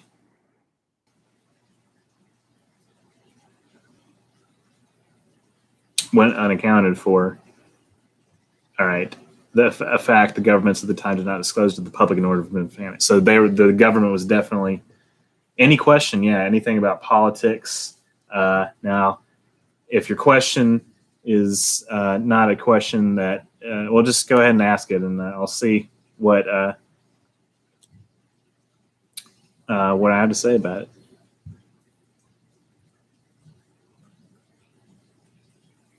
Okay. All right. Between 80 and 90 augments were unaccounted for. Governments did not disclose this information at the time to prevent panic. So yeah, the augments were definitely public figures of sorts. They've been involved with Northern Africa and the Congo region since the 60s, so maybe France was the only NATO power to be in an active war tanks, jets, ships against the augments. Yeah, that is another good point. That and obviously this is something that you've been talking about and referencing for several minutes here, which is that the U.S. and other allies definitely seem to have been, and probably were, fighting against the augments and along with kind of other governments, I guess, that were fighting in these regions like the Middle East and Asia to kind of retake control. Why does everyone have so much history knowledge in this chat? Well, Springtime's history knowledge is way more advanced than mine, but it's helpful in doing research for this Star Trek video and other Star Trek videos I've produced in the past. History is one of my interest areas, although mostly my knowledge is mostly limited to U.S. history and not as much world history, but it's just helpful to kind of know that I'm still learning, obviously, a lot of things. I'm learning a lot of information that I had not known before for this video, and do it for other videos to kind of help guide the research process for my Star Trek video essays and other projects that I do. The NSA must have been tracking augments for some time if they can figure out that 80 were missing. That is an excellent point, because and then definitely, there would have been intelligence agencies that were kind of keeping tabs on these people at the time. But yeah, that's intriguing. And again, somebody needs to do like a Gary 7 series or something to kind of shed some light on how all this was interrelated, how the augments were performing, and and what kind of shape their rule took. I mean, we know a lot about Khan, of course.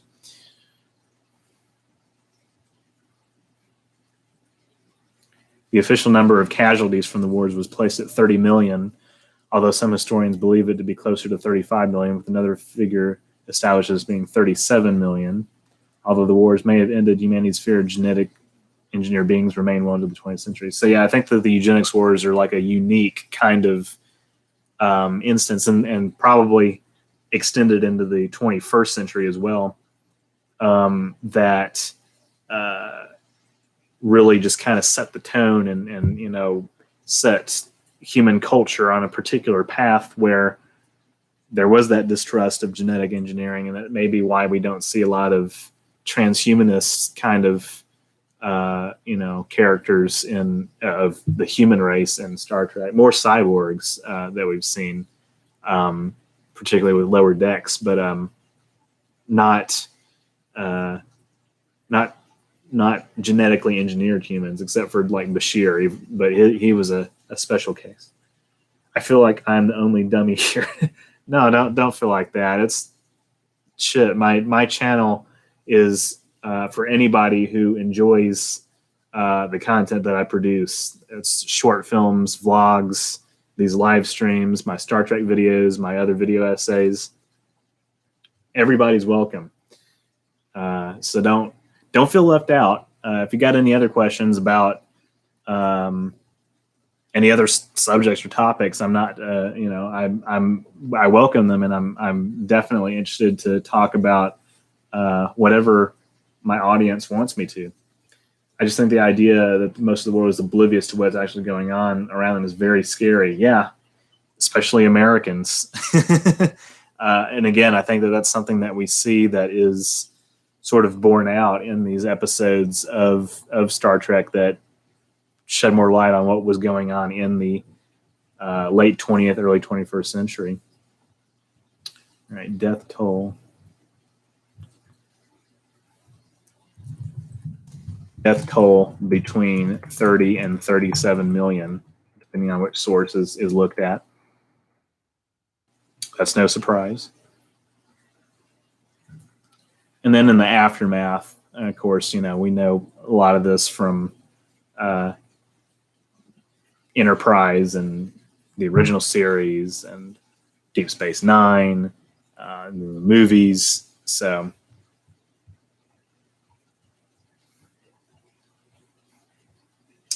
how do plants take up minerals and water from the soil?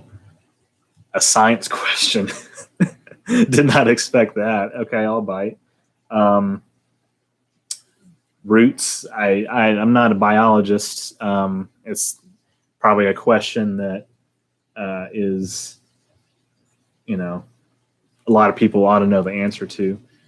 I have a very specific set of knowledge and skills that mostly has to do with pop culture and technology. Not as much science. But science is one of my favorite subjects too. So, Mr. Springtime, are you the owner of Wikipedia? Springtime just seems to be a person that has a lot of history knowledge, which again is helpful to me. But yeah, plants have, the roots, have cells that absorb water and minerals, and they go up. I don't know what it's called. I used to know this because I, took a biology class in college 2 years ago, but it's transported up the stalk or the spine of the plant or whatever and dispersed into the leaves and other parts of the plant that then absorb rays from the sun, produce chlorophyll that contains sugar that helps feed the plant that way as well. So photosynthesis. It's all connected, man. In the first world, eugenics were still seen as the next step, but the third world, it became taboo and seen as worth fighting against even after the augments were destroyed. Star Trek Into Darkness. Yeah, that's definitely a good point. Reading a book about the war between Ethiopia and Eritrea. Yeah. So many conflicts, like I said, throughout real world history that are just, they shed so much light on different aspects of how we just, as humans, we just never seem to have been able to put down our weapons for that long. But that's neither here nor there. I don't really know where I was necessarily going with that. I'm just saying that was just a sort of a non sequitur. That's all right. Okay, so Khan's legacy, something I'm looking at right now. I'm just kind of skimming over this a little bit.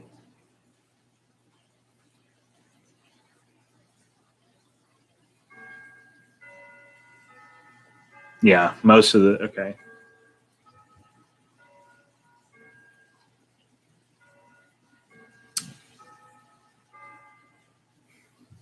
Definitely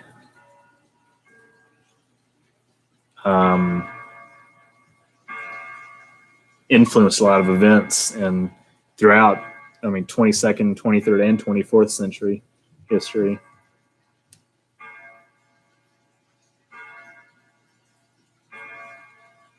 Okay. How was the universe formed? Well, the Big Bang happened approximately 13.8 billion years ago, and it was there was before, well, there really is no such thing as before the universe, but to the best knowledge of physicists, and we're still trying to uncover what happened in the early fractions of a second after the Big Bang, but effectively there was a thing called a singularity, which is also another name for what lies at the center of a black hole, which is a point where space and time are converged, and it's a point of infinite density where the laws of physics break down more or less.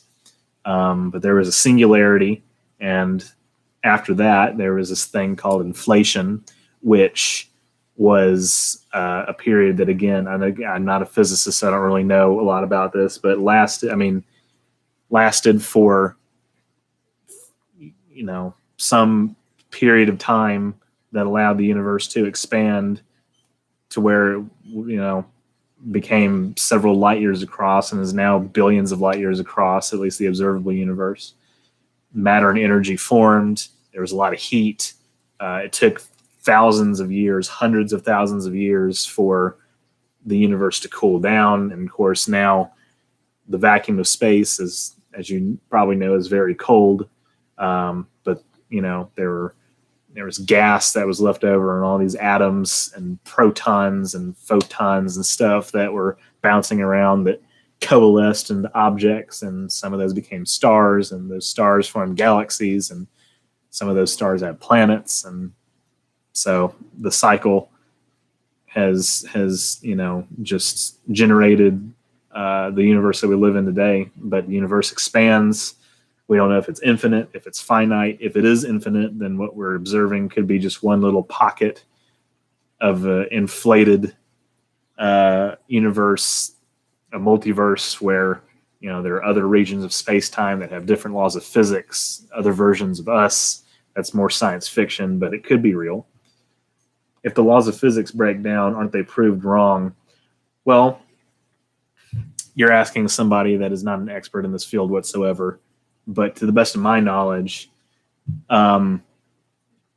it's not so much. I mean, on the macro scale, the laws of physics are relatively consistent across space-time. Like the same physics that apply in one part of the universe will apply billions of light years away.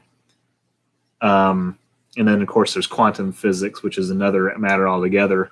That's about stuff that happens at level, like scales even smaller than that of atoms, but where some kind of weirdness happens, and cause and effect kind of becomes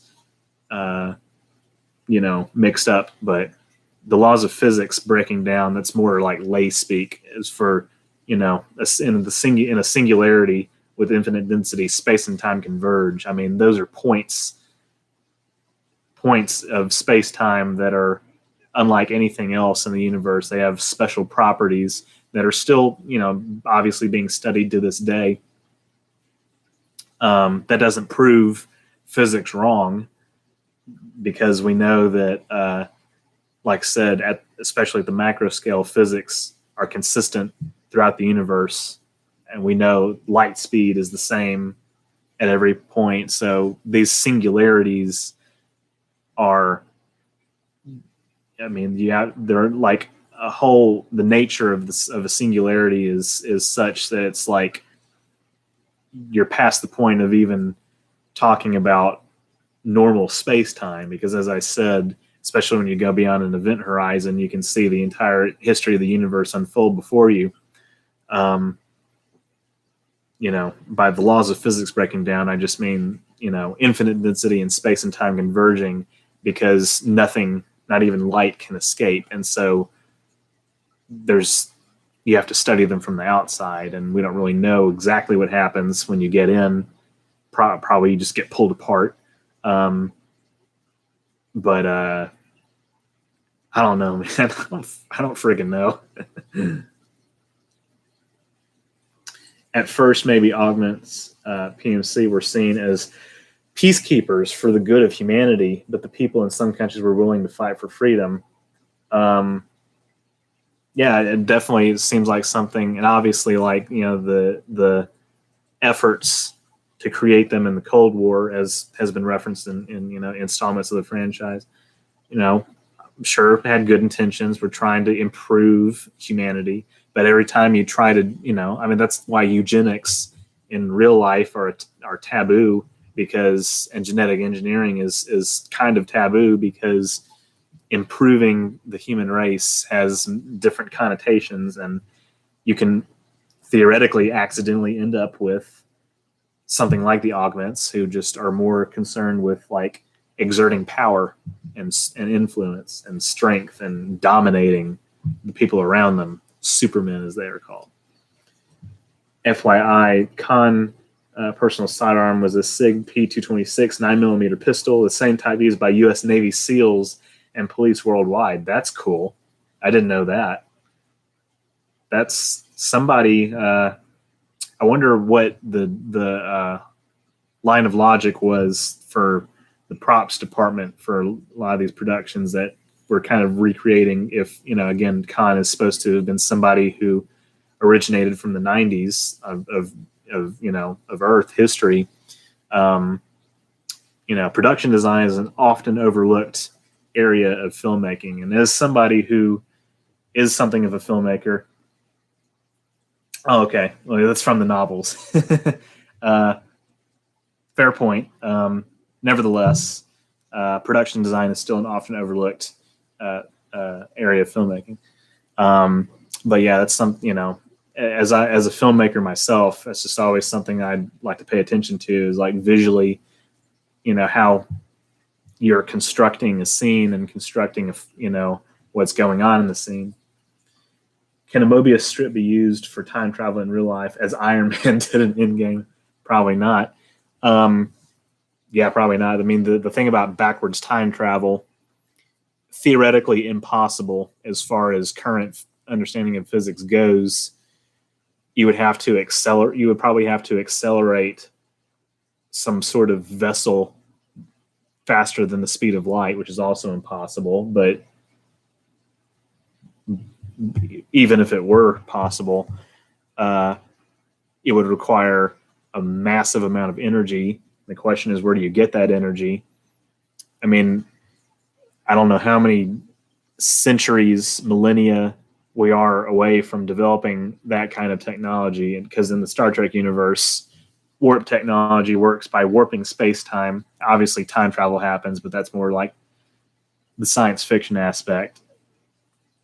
Of course, so is warp drive, but nevertheless, it's more plausible to me, at least, because the ships sort of like expand and contract physical space in front and behind the ship, so they create like a bubble where space retains its normal properties inside of that bubble. So that's the warp field, and that allows the ship to travel light years, even though the ship itself is not traveling faster than the speed of light. It's expanding and contracting space, which theoretically can be done because space expands faster than the speed of light. That's why the universe, even though the universe is 13 billion years of age, the diameter of the universe is like 4 times that amount in light years, because space expands faster than light. So technically, theoretically, it is possible to warp space-time. Well, I'm sure it's theoretically possible, but theoretically it is possible to manipulate or on some level transmit some kind of information, I would think, faster than the speed of light, but information itself cannot travel faster than the speed of light, because that, that's the universal speed limit of sorts. But God, I wish we could build this kind of stuff in real life. Maybe we will. I don't know. But as far as time travel goes, yeah, in-game may not even necessarily be the best example of how to feasibly construct a time travel device, but you would probably have to accelerate some sort of vessel faster than the speed of light, and you would probably end up in another universe anyway. So that gets into, and they reference that in game as well, and that's kind of referenced in the JJ, or it's heavily referenced, or not heavily, but it's directly referenced in the J.J. Abrams Star Trek films, the Kelvin universe. Energy from 10 Dyson spheres would be enough. I have no idea. First off, a Dyson sphere, which is, by the way, that's such a cool concept, but also kind of freaky in a way. Just the thought of containing a star, I don't know, it's weird, but it's cool. The energy, the output of 10 stars, I don't know if that would be enough. It may be enough. I'd have to see some kind of research or like paper that's been done about this. I'm sure somebody's got to have done it. I don't know what the Alcubierre drive is the closest we've come to a real physicist designing a theoretical concept for a warp drive or faster than light travel, which can, again, theoretically be used to time travel. But then you get into temporal paradoxes, and of course, black holes are another thing to consider. Like, there's episodes of PBS Space Time, which is one of my favorite YouTube channels, where they delve into the physics of time travel. Again, a lot of it is limited by our lack of capability of manipulating energy on that scale, but who knows? Maybe in 1,000 years we might be able to do something like that. I don't know. If we connect ourselves to photons via quantum entanglement, can we travel at the speed of light? I'm not sure how feasible that would be for something as large as a person, because quantum mechanics kind of operates differently, has a different set of rules governing it than the classical physics and even general relativity that governs the macro scale universe. But that is an interesting question. Now, the U.S. government had knowledge of ETs and Star Trek. Did they know about warp drive before it was actually known? Maybe even have some faster than light tech unknown to the world before the 2060s? That's a great question. It's likely that Zephram Cochrane may not have been the first person to attempt building a warp drive, and I do wonder. This is probably something that's discussed in the film and in other media, but I wonder if he was working off like a government contract, or maybe I guess it probably was working more off the grid. I'm not sure. May have been a former military contractor, but there were probably parallel projects like that going on in different parts of the world. Theoretically could have been. I'm sure some governments did experiment with that kind of technology, because I think I read somewhere, I don't know if it was from a novel or something, or an episode, where they talked about stable warp fields being generated at like Cambridge University in the 2050s. So that was like the precursor to building a ship that could travel faster than light. University of Mexico may have been working with the U.S. government to make a faster than light drive in the Star Trek universe as an official program. That's a interesting concept. But the real question is, why is all this in my 10th grade textbook? I can't answer that. I don't really know.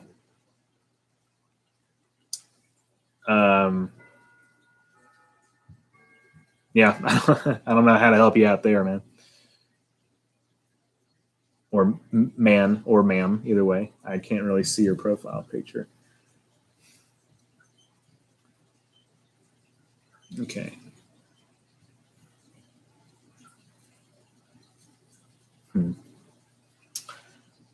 Okay. Let me open this tab. This is talking about the eugenics wars, the novels, which, as we have discovered, or maybe not discovered, more like realized, as we have kind of I guess uncovered and come to realize, those novels, as Springtime referenced earlier, are probably not the most reliable. I mean, again, they're non-canon, and it's an attempt to merge Star Trek history with real history. But the more I read, and again, this could just be like common knowledge to a lot of Star Trek fans who are more knowledgeable and more in tune with the franchise, all the inner workings and all the in backstory and lore and information than even I am. But Star Trek's United States and Star Trek's world, Star Trek's 20th and 21st century, just appears to be an alternate history, an alternate reality, a parallel universe where events happen differently, or where some events happen the same but others happen differently. So again, the broad strokes, like the Cold War, and World War I and II before that, 9/11, as I referenced earlier, other, some space technology, and political history is the same, but in other cases it's different. Technology is more advanced for the military and for space. The eugenics wars happen and seem to be a direct conflict with direct, even again, as I referenced earlier, if not not as paid attention to as much in North America, definitely something that people are dealing with on a daily basis in the Middle East and Asia and other parts of the world. In one of the new novels, the U.S. government uses an off-the-books warp drive to attack an alien world in the 2040s. That's interesting. I know that supposedly, I don't know where this information comes from, might be a novel, but supposedly dilithium was discovered on the moon of Jupiter in the 2040s.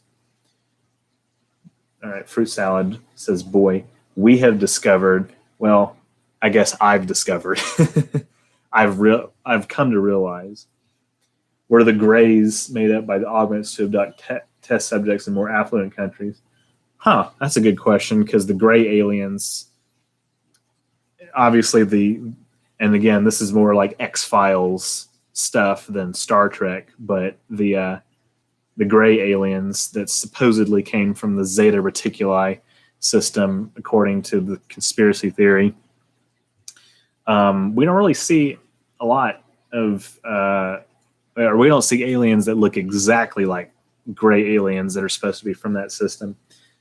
So that's probably psyops, of, in a way, fake abduction stories versus, like those are fake aliens. The real ones are like Vulcans and Klingons and Tellarites and Andorians and stuff like that. What is Star Trek? I don't really understand the question. TV show. Are you? I guess what I have to ask, just out of curiosity, what you're interested to know. What brings you to what brings you to the stream, for one thing? I'm just curious. I'm interested to know if you're a subscriber or not, and mostly because a lot of my content is geared towards Star Trek fans, Star Trek video essays. It's kind of my bread and butter, in addition to my other content. But yeah, what do you want to know? I can try and answer it. Okay. Huh. Oh, there's a third novel. I didn't realize there was a third novel.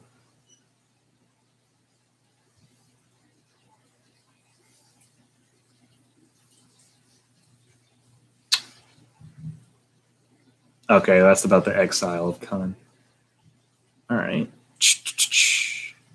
Da da da da da da da da da da. I don't know why I'm singing that tune. Okay.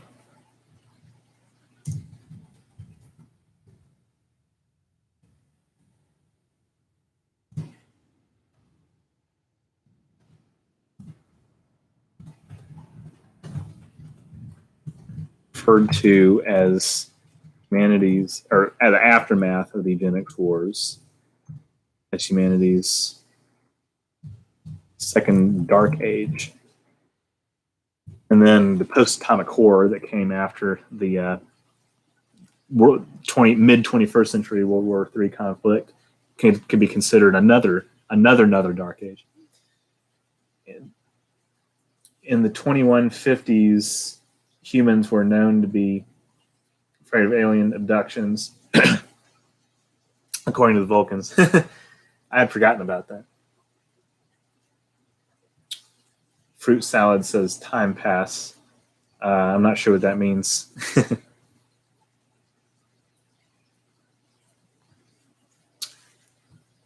Still got my Ricardo Montalban Wikipedia tab open.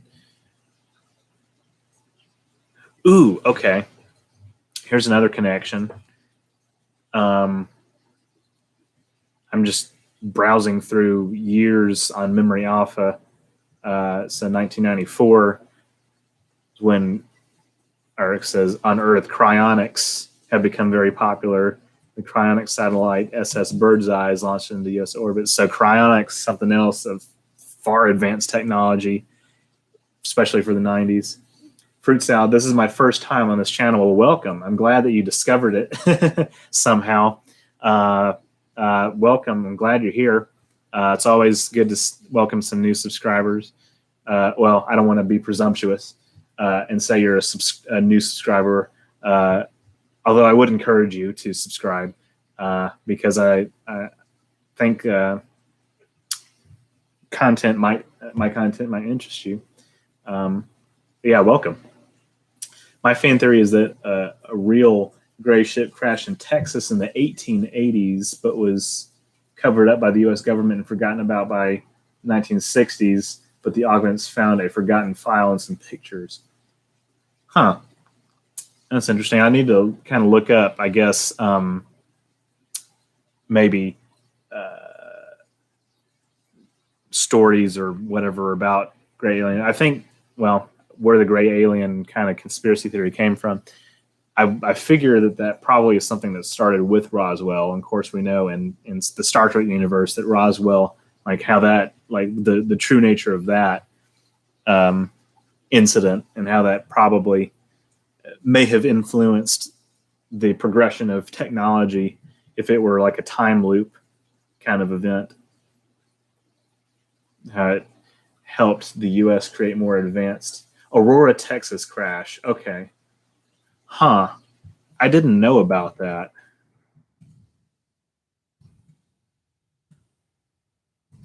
UFO.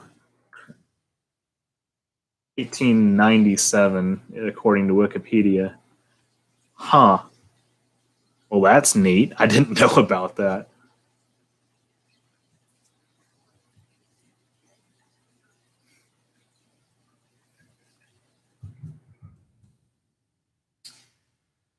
The pilot was, quote, not of this world and was said to be an alien. The pilot was buried at the Aurora Cemetery. A stone was placed as a marker for the grave, but has since been removed.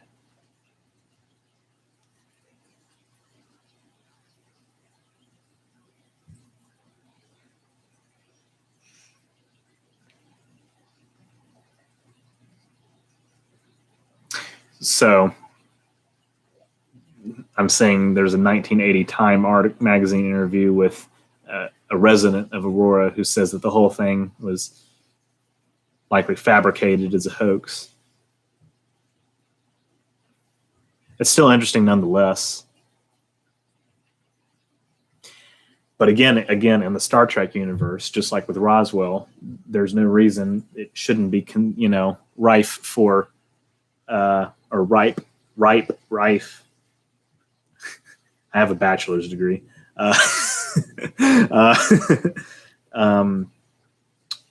Ripe or rife for stories that deal with actual alien UFO crashes. But what is Star Trek about? Well, Star Trek is about mostly human, but also some alien explorers in the future who visit strange new worlds and seek out new life and new civilizations and go where no one has gone before. And it's a franchise that has existed since the 1960s. At this point, how many TV shows, like over half a dozen TV shows, over a dozen movies, video games, comic books, novels, that kind of thing. And it's about the human spirit and a lot of other subjects. So you could watch my video essays perhaps to get a sense about it. I will subscribe when I see some videos. That is fair. That's completely fair. That's fine. Oh, you subbed. Thanks. Thanks for the sub. And this is something I kind of wanted to talk about. I'll probably talk about this more extensively on a future stream, or future streams, but my content, I'm trying to continue to branch out. My content has never been like in one place as long as I've been making videos.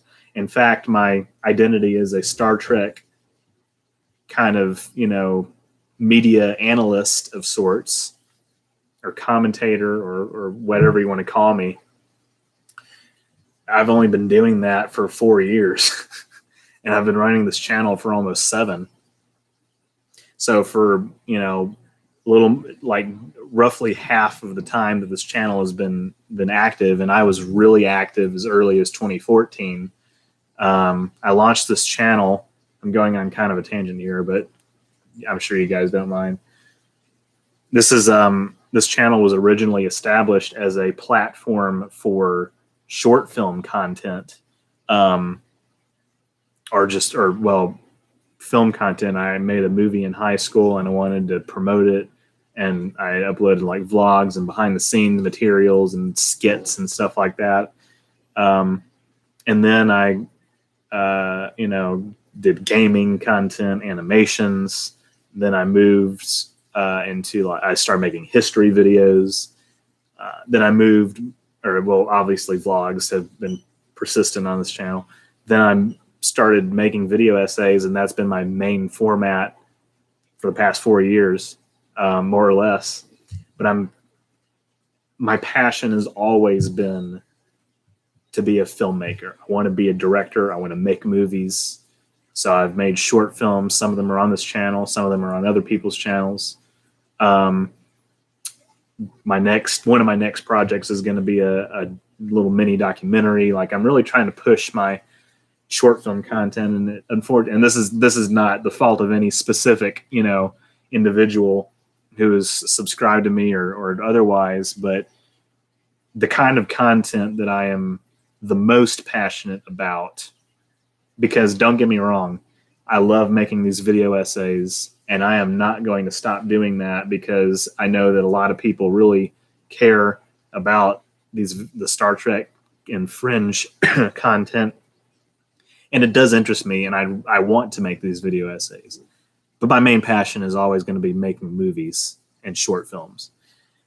And that's just not a format that YouTube is very friendly to be honest. And again, it's not the fault of any one subscriber. But it's just, I don't know. I'm trying to find my identity on YouTube still. Newer, not okay, yeah. Removed a Vulcan Pro. In newer novel USGs, more than one recovered craft, and even two shot down the 1950s and 2030s and recovered a Vulcan probe. So that's a good point, because the Vulcans obviously have been observing humanity for over a century, as we know from Carbon Creek. But they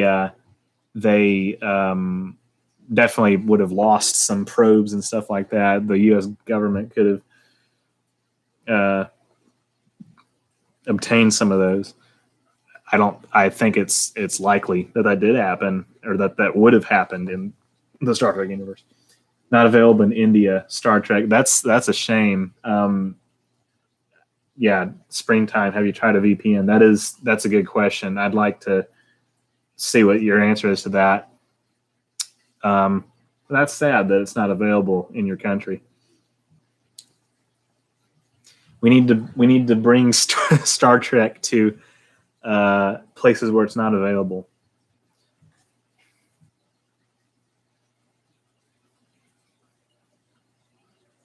Okay.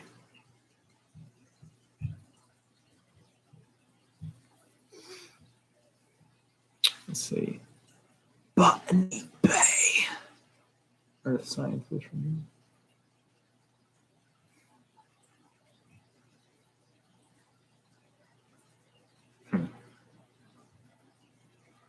Okay.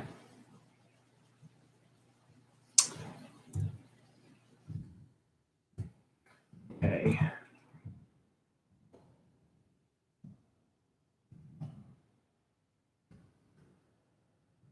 They probably viewed them as foreign conflicts.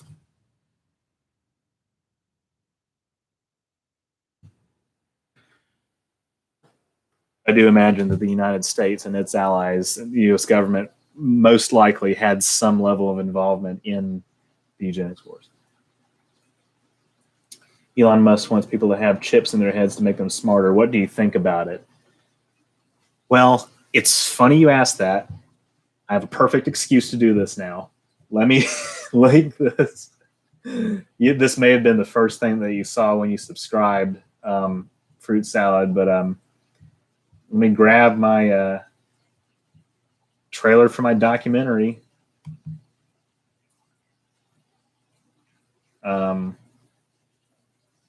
Actually, I'll just get the documentary itself because it's 12 minutes.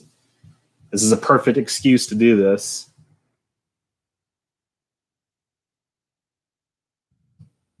Watch. Here's a documentary I made about the merging of humans with technology.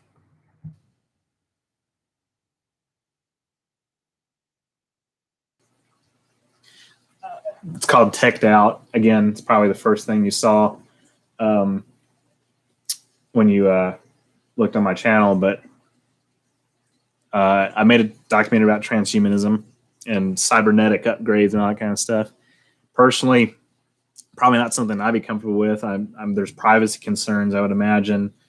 These are all things that I'm sure would be addressed were this to be something that would actually make it to manufacturing. I know people get chips installed in their arms for, like, you know, security purposes, or not security, but, like, you know, in like Sweden and stuff, they'll, like, in other countries, they'll get stuff implanted that can be scanned for, like, you know, work and that kind of thing.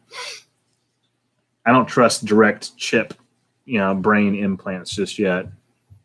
I don't know who would, honestly, unless there's compelling evidence that it's not something that can be hacked, because that is a concern. Even without a conspiracy theory, it's probably common knowledge that Vulcans was watching Earth possibly in the 80s and 90s. I'm sure it would be common knowledge at some point. That's true. Enterprise, it's at least a conspiracy theory by the new alt-right. mind control revolts of the 2030s and 40s in the third world in the Star Trek universe.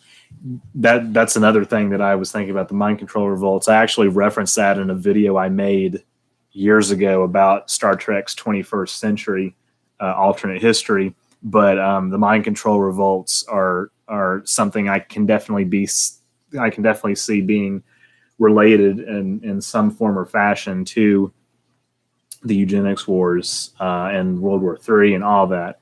See, all this stuff's connected, folks. Okay.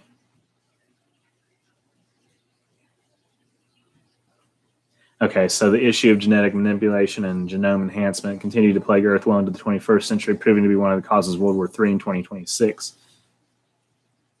In the 23rd century, the eugenics wars themselves were sometimes viewed as synonymous with the Third World War. Okay.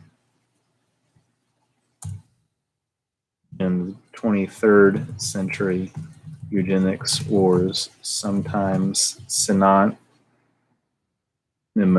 with World War III.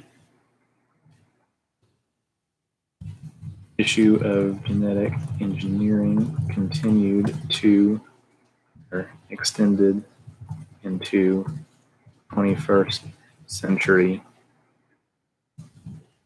One of causes of World War III in 2026. All right, and this is all information that like I've been somewhat familiar with already, and will probably be, like I said, incorporated. I mean, definitely be incorporated into the video. And there's more research I need to do.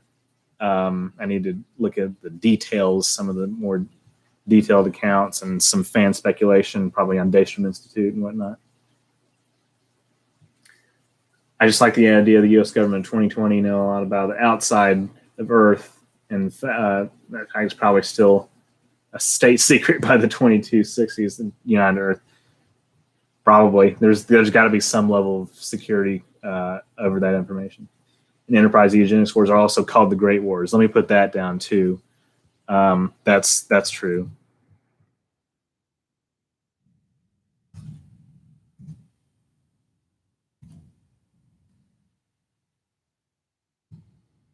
Because they would have been devastating, obviously, like deaths on the scale of World War I, World War II. I mean, honestly. All right. Let's see if there's any like general information that memory beta might. Okay. This says most people were not even aware of the global struggle against the genetically enhanced augments, seeing only scattered brush fire wars and random acts of terrorism. Okay.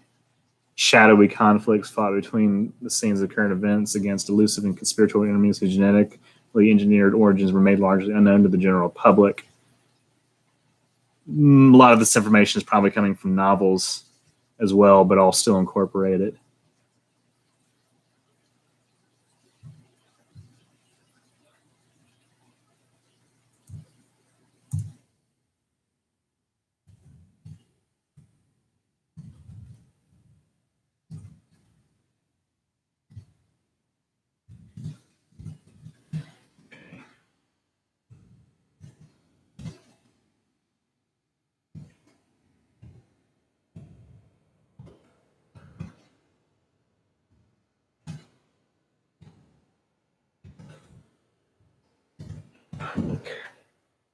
However, by 2364, the United Federation of Planets, United Earth government allows test eugenics base on a far-off world.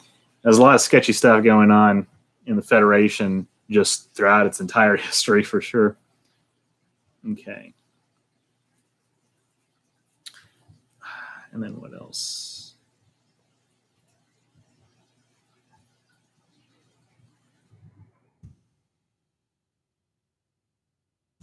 Read beta.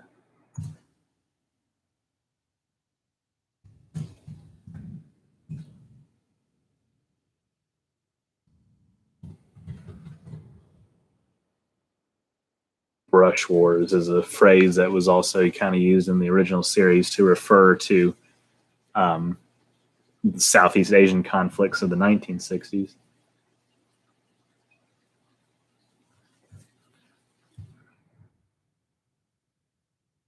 global struggle against augments.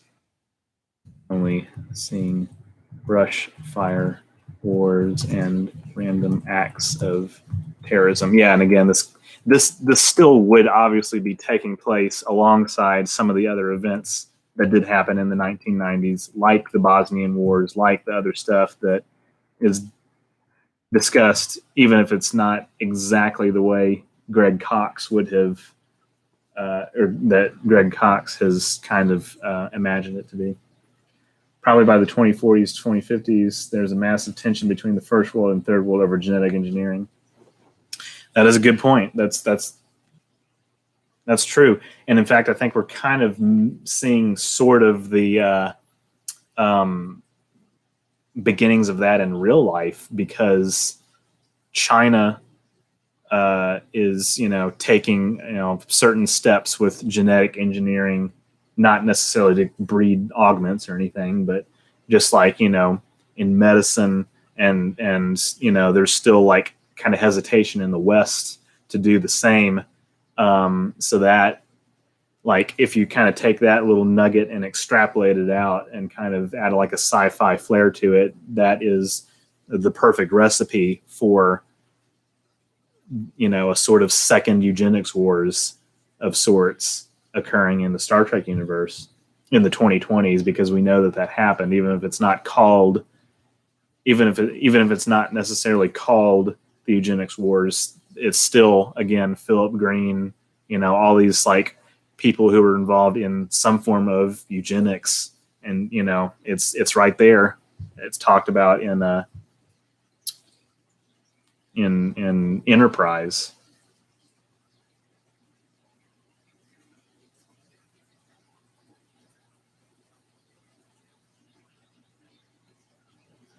Yeah. All right, I'm probably going to wind down the stream in the next 15 minutes because we've already been going for almost 2.5 hours. I'm approaching the end of my research.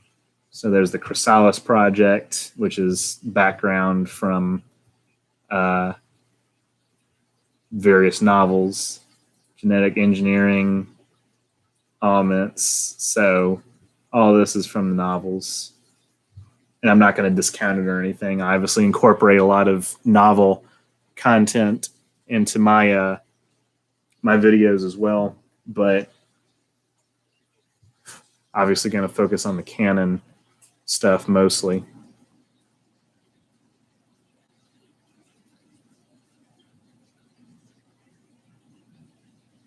Probably becoming a flashpoint in Africa between China and pro-African national factions, U.S. backed, like in the 60s.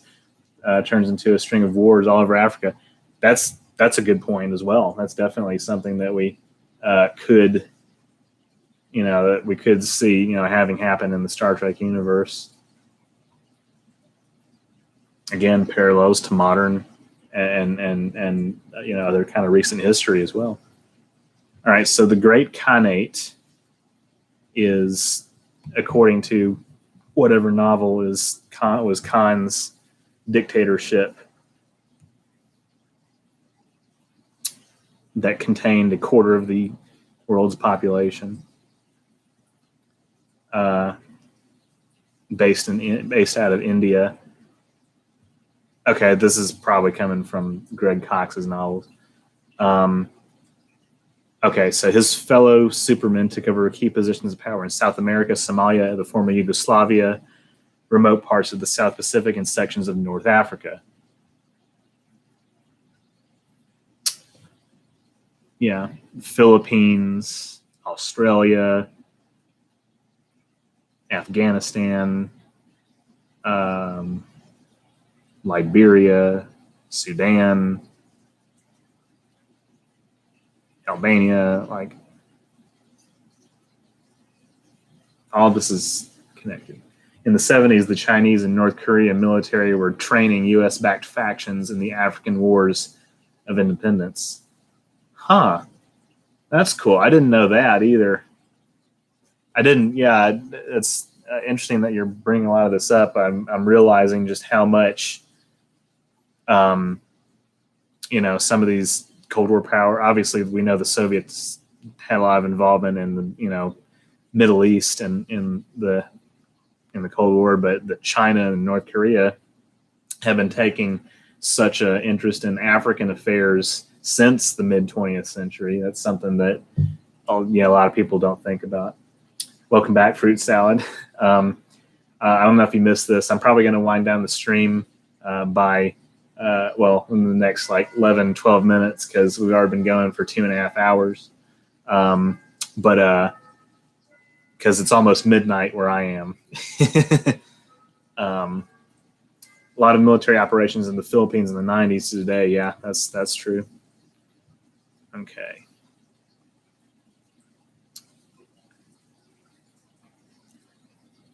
I'm looking. I think there's still some elements of Greg Cox's novels that I can kind of pull from, like the conflicts or just the scale of the conflicts and a lot of people not really knowing that they were going on, who didn't live in those parts of the world. Because at the time, obviously in the 90s, the world was less connected, virtually than it is today, as far as like knowledge of like specific stuff going on.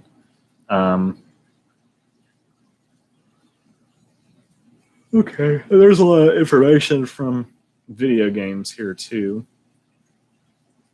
This is just like specific stuff. Japan, okay. Yeah, all right. Well, I'll come back to this, I'm sure. There's more specific information. But yeah. Dang it. Okay. All right, let me get all these tabs kind of in order. Okay.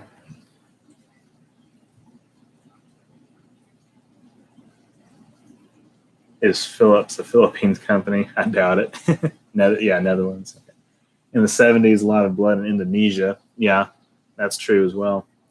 If you feed coffee beans to your cattle, will they give coffee instead of milk? I have no idea. I would probably lean towards probably not. I don't know how much control or influence you can have over what kind of. I'm sure there is some level of control that you can have over what kind of milk a cow produces, but definitely not going to be making coffee, I would think. Again, if somebody told me otherwise and could show me that that's the case, then wouldn't really know one way or the other, but it just strikes me as something that probably not. I've tried to get the Battle of the Sea of Japan to work because it seems cool. I just can't make it work, so I don't think there was a major naval battle in the eugenics. Okay, yeah, so that's something I was reading just here just now. Yeah, I wouldn't think there would have been naval battles in the eugenics wars either. That's a good point. That's something I'll have to think about. Go to sleep. I will be in a little bit, for sure. But yeah, I'm basically, at the close of my research here. I'll go ahead and close those tabs in this document. Yeah, I'm definitely going to go ahead and end the stream here. In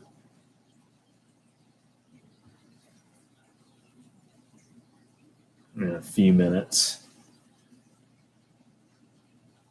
Well, that was a good basis for my research.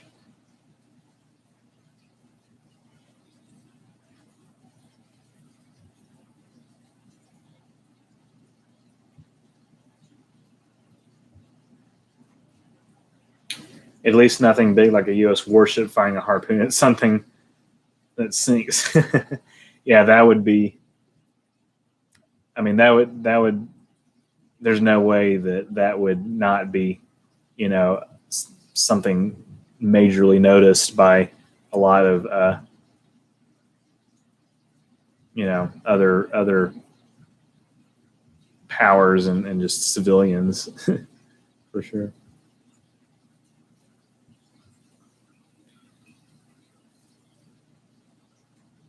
who is Binod. Do you know what Congress India has planned? No, tell me. It happened off Libya in 1986, and a U.S. Navy warship fired a harpoon at a Libya ship. May have been what provided the inspiration for that Japan thing in that book, but that's interesting. 1986. Let's see. I'm just checking my email at this point.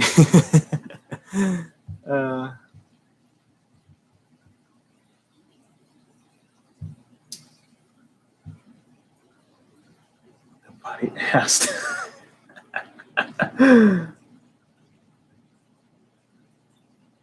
to make a machine which can make gold out of potatoes. I don't know why you would even want to do that. I mean, make gold out of anything, I guess, but some weird stuff, man. It's true. You can Google it.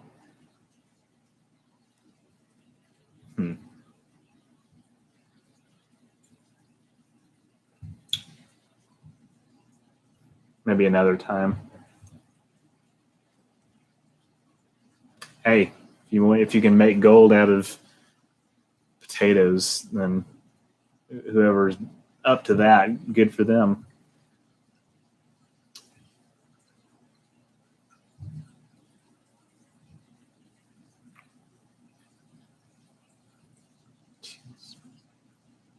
I personally think that Khan was in charge of a NGO versus a country.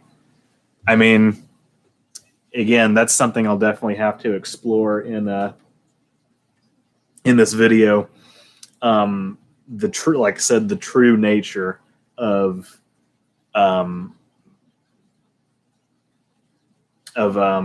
you call it, the augment's reign and everything, what shape it actually took. Like, I would imagine it's likely that they wouldn't have taken over an entire, or create like new borders, for countries. Like, that's probably not accurate. I mean, it's likely that he would have exerted influence over existing countries, just kind of formed them as like into,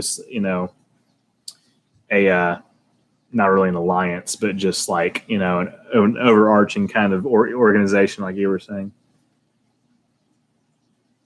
Doesn't just seem like something he'd do. Running a country is kind of an old school. He's new. Yeah, I mean, he probably would have been some kind of revolutionary figure in terms of like, the way he, because I mean, obviously, like, the lines of dialogue in the original series being that he was the ruler of a quarter of Earth's population. Like I said, how that actually manifested is something I'll definitely have to explore. Potato is alu in Hindi. Cut the L and it becomes AU for gold. Interesting. Okay. Looks like we got maybe a few new people in the chat here. I was actually planning on kind of winding down the stream. If there's anybody that has any last minute questions that you want to ask, be my guest. This is the monthly Q&A live stream where I answer chat questions. I've just been doing some research for my next video essay. But if there's anything that you want to ask, be my guest, and I'll try my best to answer it in the next few minutes before I sign off. Got a new like on the video. Thank you very much. New like on the stream. Yeah. I have to say that turnout's been kind of disappointing for this. That's kind of harsh phrasing.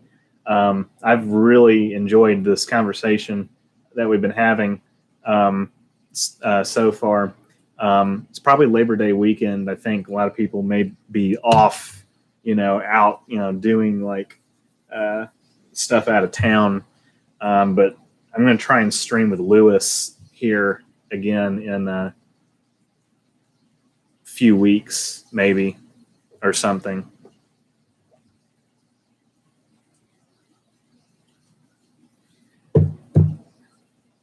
Human.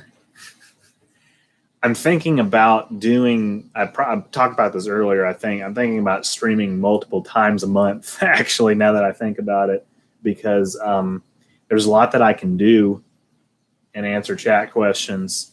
Because I'm going to be pretty much involved with the editing this next video that my friends and I shot last week. That's going to take a long time. I might stream some of that. Like I said, I'll try and get Lewis on here, and we'll stream some other kind of content. But yeah. All right, it's 11:59. So where I am, so I'm going to declare. I'll end this at 2 hours 45 minutes. So just another few minutes where people can go ahead and get their last questions in. This is a final call for last questions on the stream because I'm about to end it. It's actually midnight where I am. If springtime is human, he will type yes. Seems like he already did. Springtime, I think the last we talked about, I remember on a stream a long time ago where all of us were from. I believe the answer is Alaska, correct?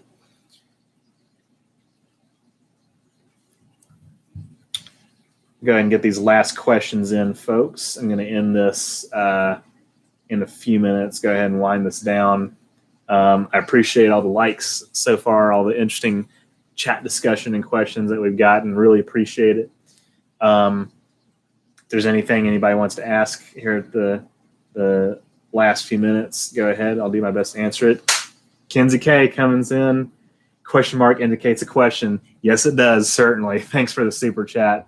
Always fun to have you in. You missed an interesting 2 hours and 42 minutes of me looking on the Star Trek wiki for material for my next video. Hey, I know something I can do. Hold on a second. Check out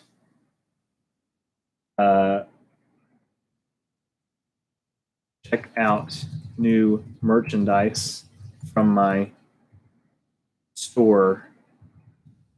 So this is a new listing that I actually just launched. Kenzie says, knew I was going to miss. I hate that because I started at 10 or 9:30 because I was going to try and catch some people during the evening. You know what? I might just stay on a little bit longer. What's another half hour or so? I don't know if I'll stay on that long, but might wind down. Busy watching The Office. That's always a good show. No worries. Right. Yeah, I'll maybe stay on here a few more minutes. I'll go ahead and let people get in some last minute questions the next few minutes. Maybe cut it off at the 3 hour mark or something. UK or USA office? That's a good question. Anybody that's from the USA, we're probably talking about the USA office. Although, could be the other one. Store /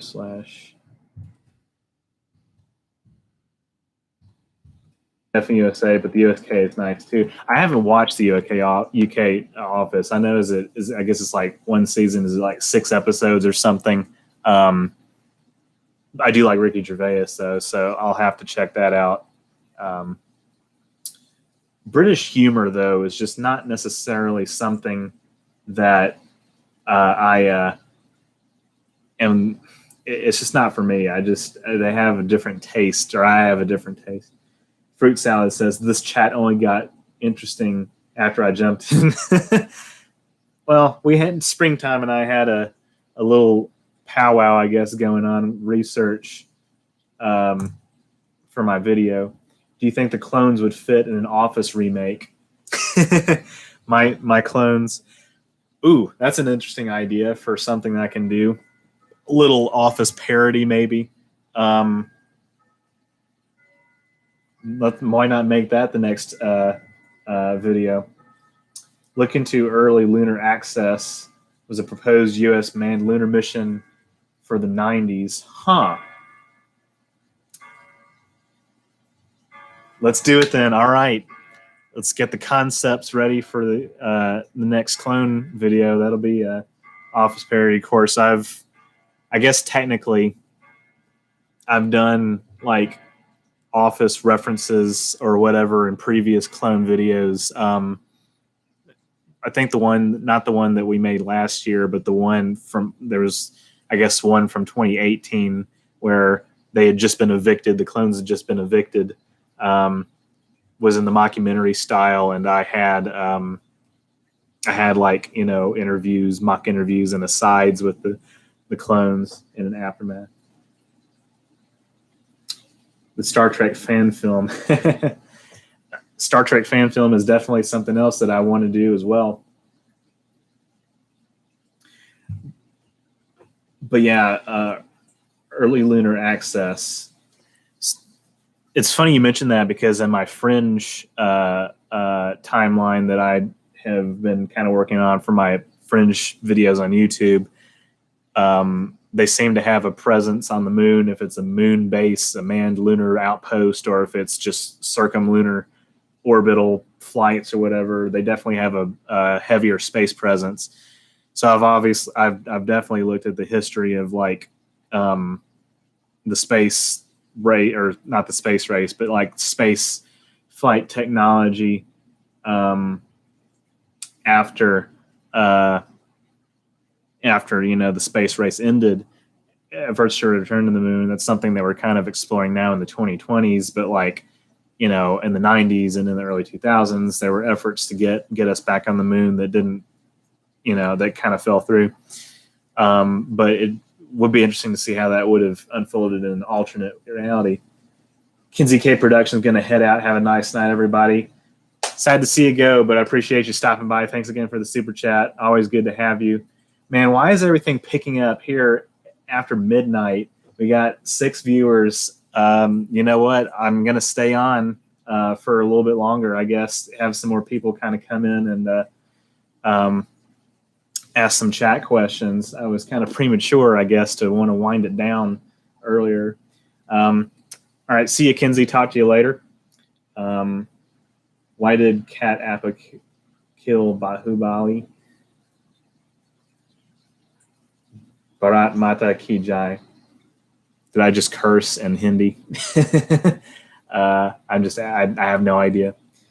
The Sound of Terraria, upload more to the instrumental channel. That's a request I didn't know I was going to get. I'm kind of glad somebody mentioned something about that. Just for you, I will do that. And I'm surprised that there are people who know about it, but I guess there would be people who know about it because I used to upload instrumentals on here on Anim8orkid until I realized that was not a smart idea because of copyright issues. I uploaded a remix of the Steve Jobs versus Bill Gates instrumental the other day on that channel. But you know what? Just for you, Sound of Terraria, I'll spend a little bit more time working on some, like, maybe some karaoke's or epic rap battle, you know, instrumentals, maybe some Jake Shudnow instrumentals. I'll see what I can do. Let me put it that way. But I'm glad that there are people who are still interested in that. By the way, the merch link that I just posted, teched out merch for my documentary. I'm selling T-shirts with one of my favorite quotes of all time that comes from one of the people that I interviewed for that documentary, which is, just like you occasionally see a goth nowadays, you're going to occasionally see a cyborg. Who knows? It could be true. Big if true, as they say. It's midnight sleep before I turn into a well-with. I'm probably going to stay up for a few more hours, honestly. My sleep schedule has been kind of screwed up, though. Like, I woke up at 12:30 p.m. today. That's not healthy. Like, I know it's not healthy. Upload some video game rap battle instrumentals. I'll have to check and see if some other people have done that. But if you got a request for that, I'll definitely look into that, because I know that there's still an audience for that. I'll have to. Is it you that has mentioned something about that before? Because I apologize if you have and I ignored it. But if there's a demand for that, I'll definitely have to look into that, because I love doing those instrumental remixes. I do. What if everyone watching the moon in the 90s, the crew of Voyager, probably wouldn't have cared about? Maybe Khan tried to get the Indian space program into a space race for a manned lunar base. Hey, manned lunar outposts are, a popular kind of military kind of proposal. The U.S. government's done it before. It's possible. Like in For All Mankind. FYI, what do you think about the Nellstown for name of a U.S. lunar base? Nellstown. I haven't. Is that supposed to be Neilstown for Neil Armstrong? Neilstown. It's got kind of a charm to it. I don't know. Maybe. Shoot, why not? Call it the Armstrong Outpost or something like that. Armstrong base. What? There was another name. I'm not. I guess Tranquility Lunar Base. I don't know if that was an actual proposed name, or if that's something else in the Sea of Tranquility. Yeah, why not? Any references to Armstrong would be definitely appropriate. Yeah, Neilstown. Yeah, Neilstown. That's quaint, as to quote Scotty.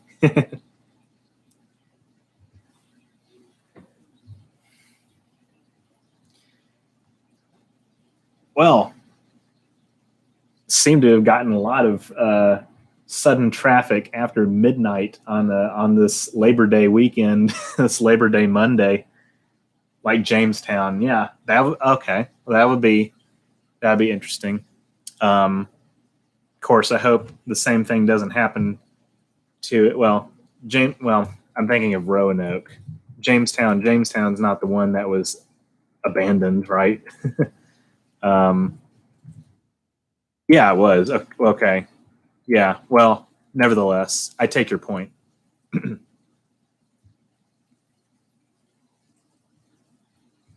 Croatoan. make Croatoan great again. Kofifi. I'm okay. I definitely need to go to sleep because I'm speaking nonsense.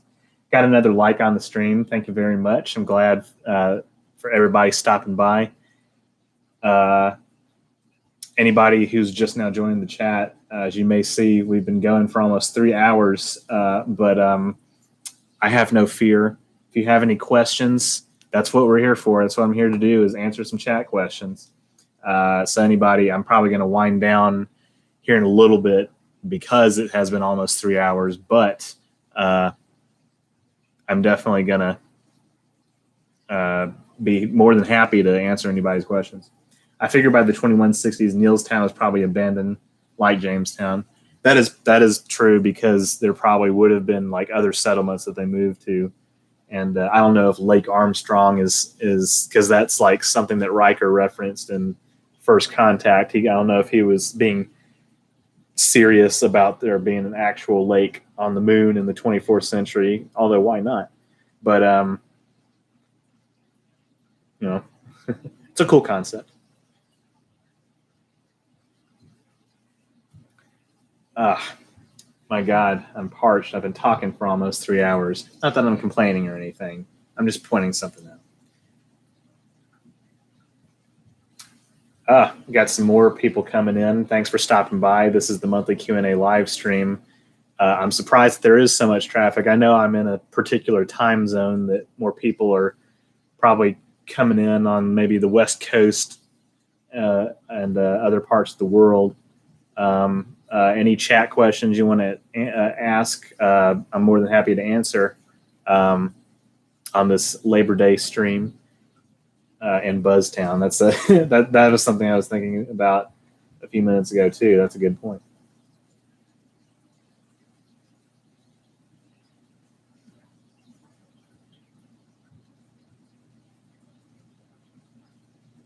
I just now noticed something,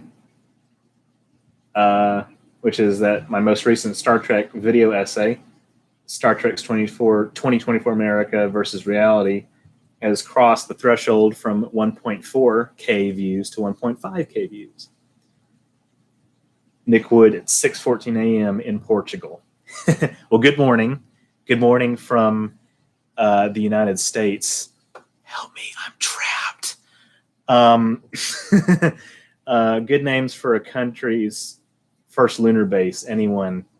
Yeah, let's open the chat to suggestions for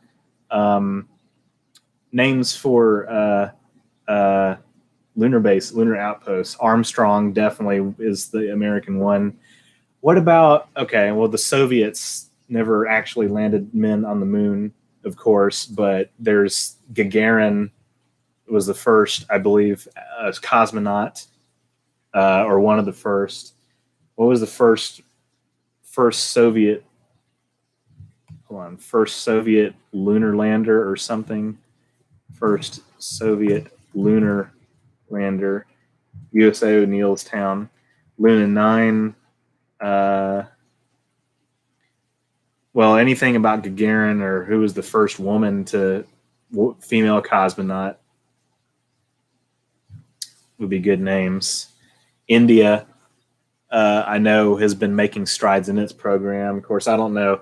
Obviously, China is another one that has been making efforts. Saudi Arabia, Japan, Indonesia, I think, is another country that is making forays into space exploration. Of course, there's the Canadian, and then obviously the ESA, but that's a supranational organization, not a country. But there could be a European Space Agency outpost. I don't know who it would be named after. Laika, a Soviet dog, was the first mammal in space. That's a good point. Have something named after Laika.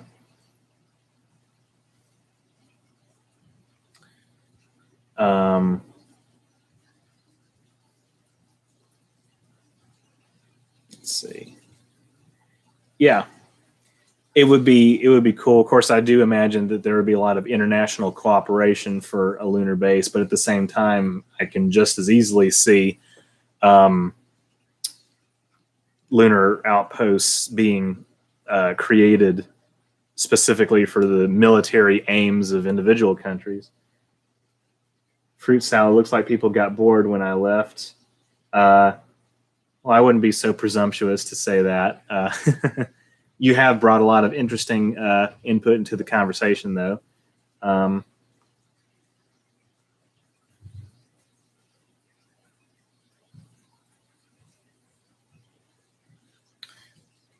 Still got some people coming in and out.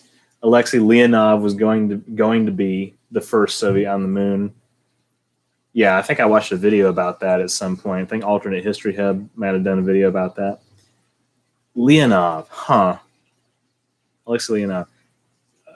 Yeah, perfect name for some sort of Russian outpost as well. Yeah, that would be really interesting. Let's see, what else? So for Russia, it's probably named after Leonov.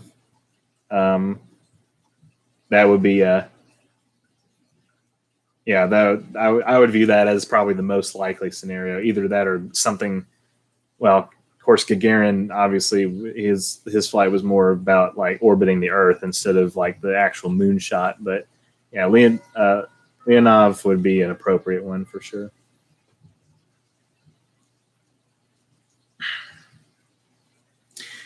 So in the Star Trek universe in the 90s to 2000s, the USA, Russian, India lunar bases. That's a good question to consider if there actually would have been more progress with actually establishing lunar bases, lunar outposts in the Star Trek universe, because we know that, like, we know for a fact that spaceflight technology was more advanced in the Star Trek universe. Man, that's fascinating, because that's something that nobody would have actually nobody has actually like commented on, I guess, in canon to my knowledge, but like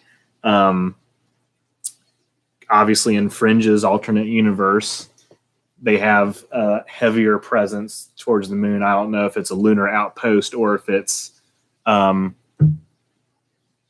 I said, orbital flights. But since you're talking about space bases, how come there are criminals and/or terrorists in the lunar base and Ad Astra? I remember that movie. I watched that a few months ago. The military knows who they are and do nothing. It could be that there's some sort of there could be like black market trading on the moon. Who knows? I mean, it seemed like it was an established city. There could be, well, I guess there probably would have been some sort of sketchy activity, probably Russian backed, as Springtime says. Okay. Small bases for 30-day missions. That's possible.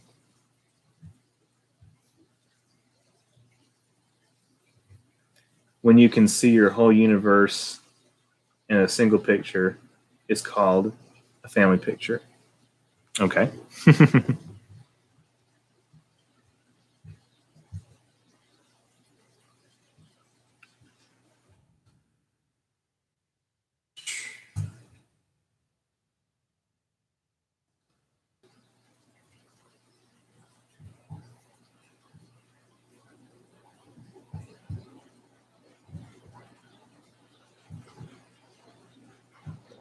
In the movie, it said that other nations were protecting the pirates. I guess I had forgotten about that.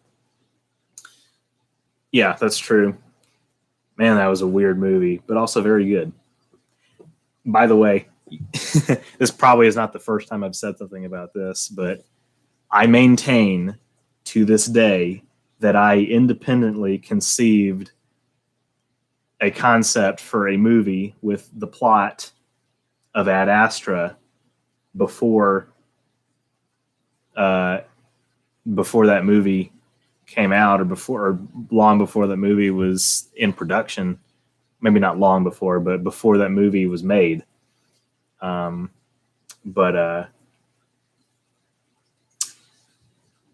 know, I'm not going to pursue a lawsuit or anything. I'm just kidding. But it is an interesting concept. You said there's a shadow behind me. Is it my shadow? Is it somebody outside the window? Because I don't really want to know about something like that. That's kind of scary. It was the 2090s or 2120s, so who knows? Yeah, I guess that's I hadn't considered the time period either. But they attacked high-ranked military and political people. The U.S. will just say, "Well, they were backed by Belgians, so there's nothing we do." Huh? Yeah, that's something else I hadn't really considered either. The Batman. I love. God, that trailer was friggin' awesome. I watched that with some friends the other day. My God, I mean, Robert Pattinson seems like he's really gonna bring it. He's really been bringing it as an actor lately. The Lighthouse, just a lot of other stuff he's been in. I'm real excited for that film, or it looks interesting anyway. I did like that it all looked like 21st century, despite certainly being the 2090s or 2120. Yeah, that's something interesting to consider about like films that or TV shows, other kind of stuff that take place in the future. The making it look similar, like aside from an aesthetic choice, but also just like knowing what has and hasn't changed about whether it's technology related or otherwise, like making it look familiar, making it relatable, and just giving the appearance that like, you know, yes, life has continued on and a lot of things haven't changed. That's kind of what interested me about like the rural aspect of what was going on, or the rural setting in the first act of Interstellar, actually, um, which is that's a movie I haven't watched in a long time. It's kind of boring, honestly, in my opinion. Um, Watched War trailer. I'll check that out after I'm done with this. I'm afraid to kind of play anything on this stream that might get copyright flagged or anything. I watched the Wonder Woman 1984 trailer as well. I'm kind of more interested these days as to what's coming out of DC than I am what's coming out of Marvel. Honestly, Marvel is just kind of played out, in my opinion. Although I know there are people who are still looking forward to new stuff, but like at this point, it's like their best stuff. I mean, Infinity War, I think, is a work of art, and Endgame was really fun. Their best stuff, honestly, in my opinion, comes from the, you know, well, the first half of the 2010s, like, you know, well, then obviously the first Iron Man movie I think is really good. That's from 2008, but the Avengers, like nothing will match the Avengers, original Avengers, in terms of like the perfect comic book movie. The first Guardians of the Galaxy movie, and even the second one too. I really like those.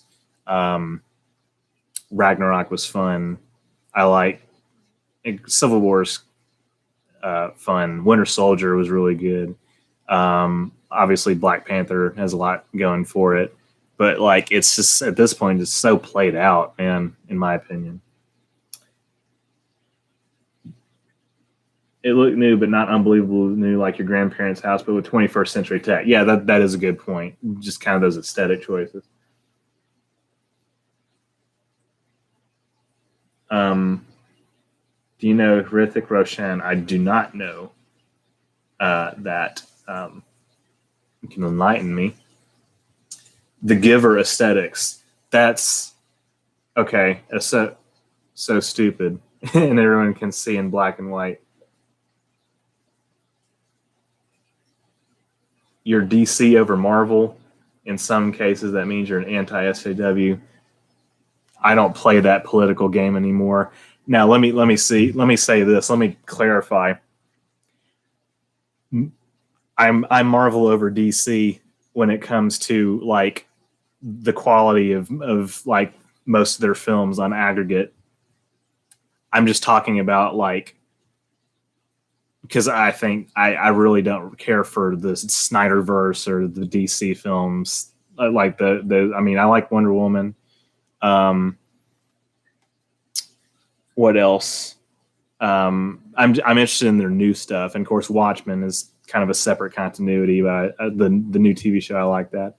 But no, if I had to pick between the two, like the DC extended universe or DC cinematic universe and the Marvel cinematic universe, I far prefer what Marvel has put out. So don't get me wrong. I'm just saying, like at this point, like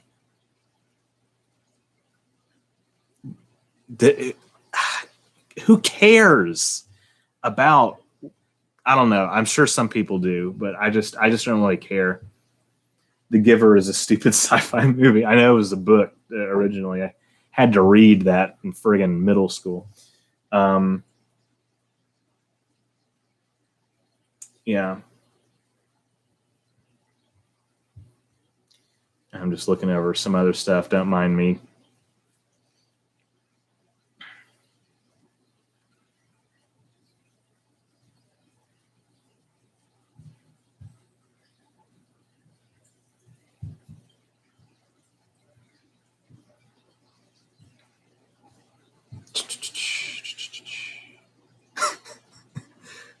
I just have to say, I haven't ever really seen anybody be so passionate about the giver, but I have heard a lot of negative things about it. I just it kind of cracks me up to hear somebody so passionately talking about how bad it is. That's funny. You make me laugh, man. You make me laugh. I needed that.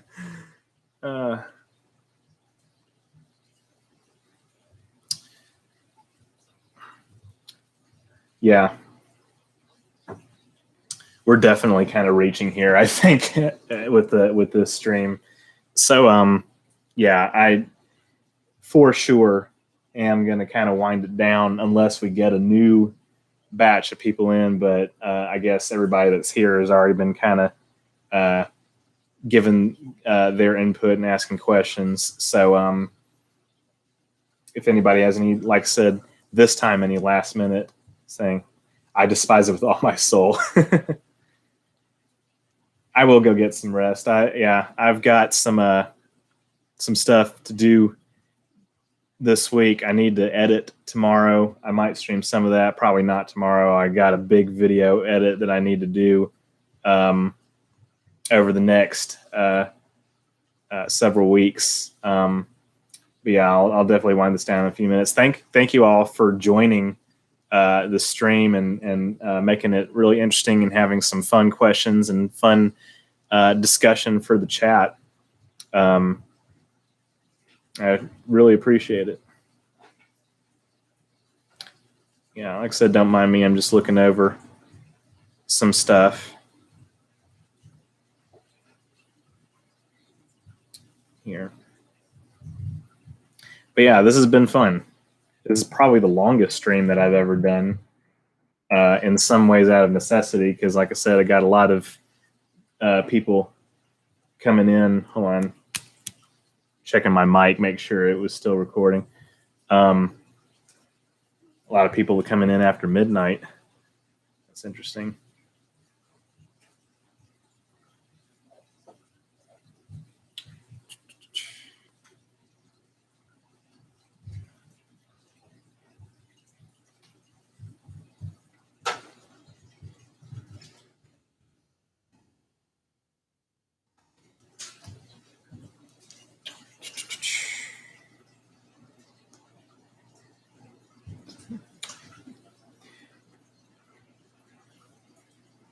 Springtime says, what did the Vulcans think about the eugenics wars, or were they unaware? Well, definitely we know that Spock was aware about it in the 23rd century from historical records, but that's a good question. Don't really know the answer to that from their observations, if they were aware of it or what they would have thought. I'm sure they probably viewed it, if they were aware, they viewed it as, a potential conflict that could end humanity.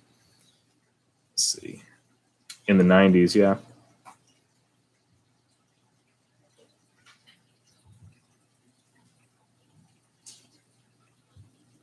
Let's see.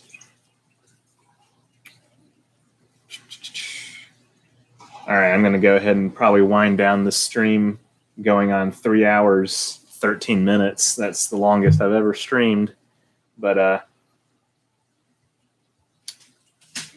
it is long after midnight where I am. So like I said, thank you all for asking questions and making the chat interesting. And I'll be back in a few weeks. This is essentially a makeup stream for August, since I skipped August for my monthly Q&A live stream. But I'll be back in a few weeks. Should be joined by Lewis in a few weeks for future streams. What would be cool? This is from Springtime. What would be cool if the Vulcans have the United Nations intel about the augment? Yeah, I definitely be interested to see. That's why I think somebody should make a series about the period after first contact, where we kind of get to know a little bit more about the interactions between the Vulcans and kind of the U.S. or the Earth intelligence agencies that had a lot of information that was being hidden from the public.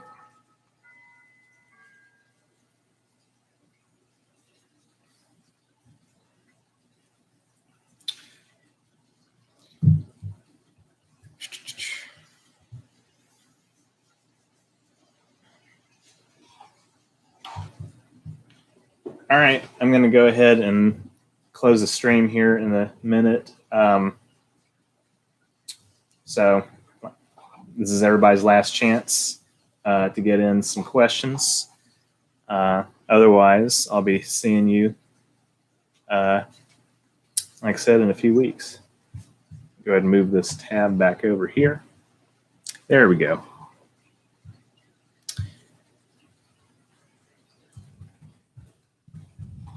Hi, Springtime. Always good to have you in the chat.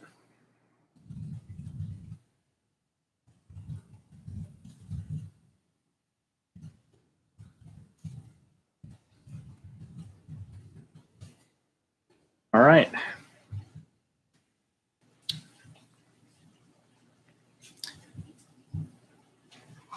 All right. All right. Yeah, thanks, everybody.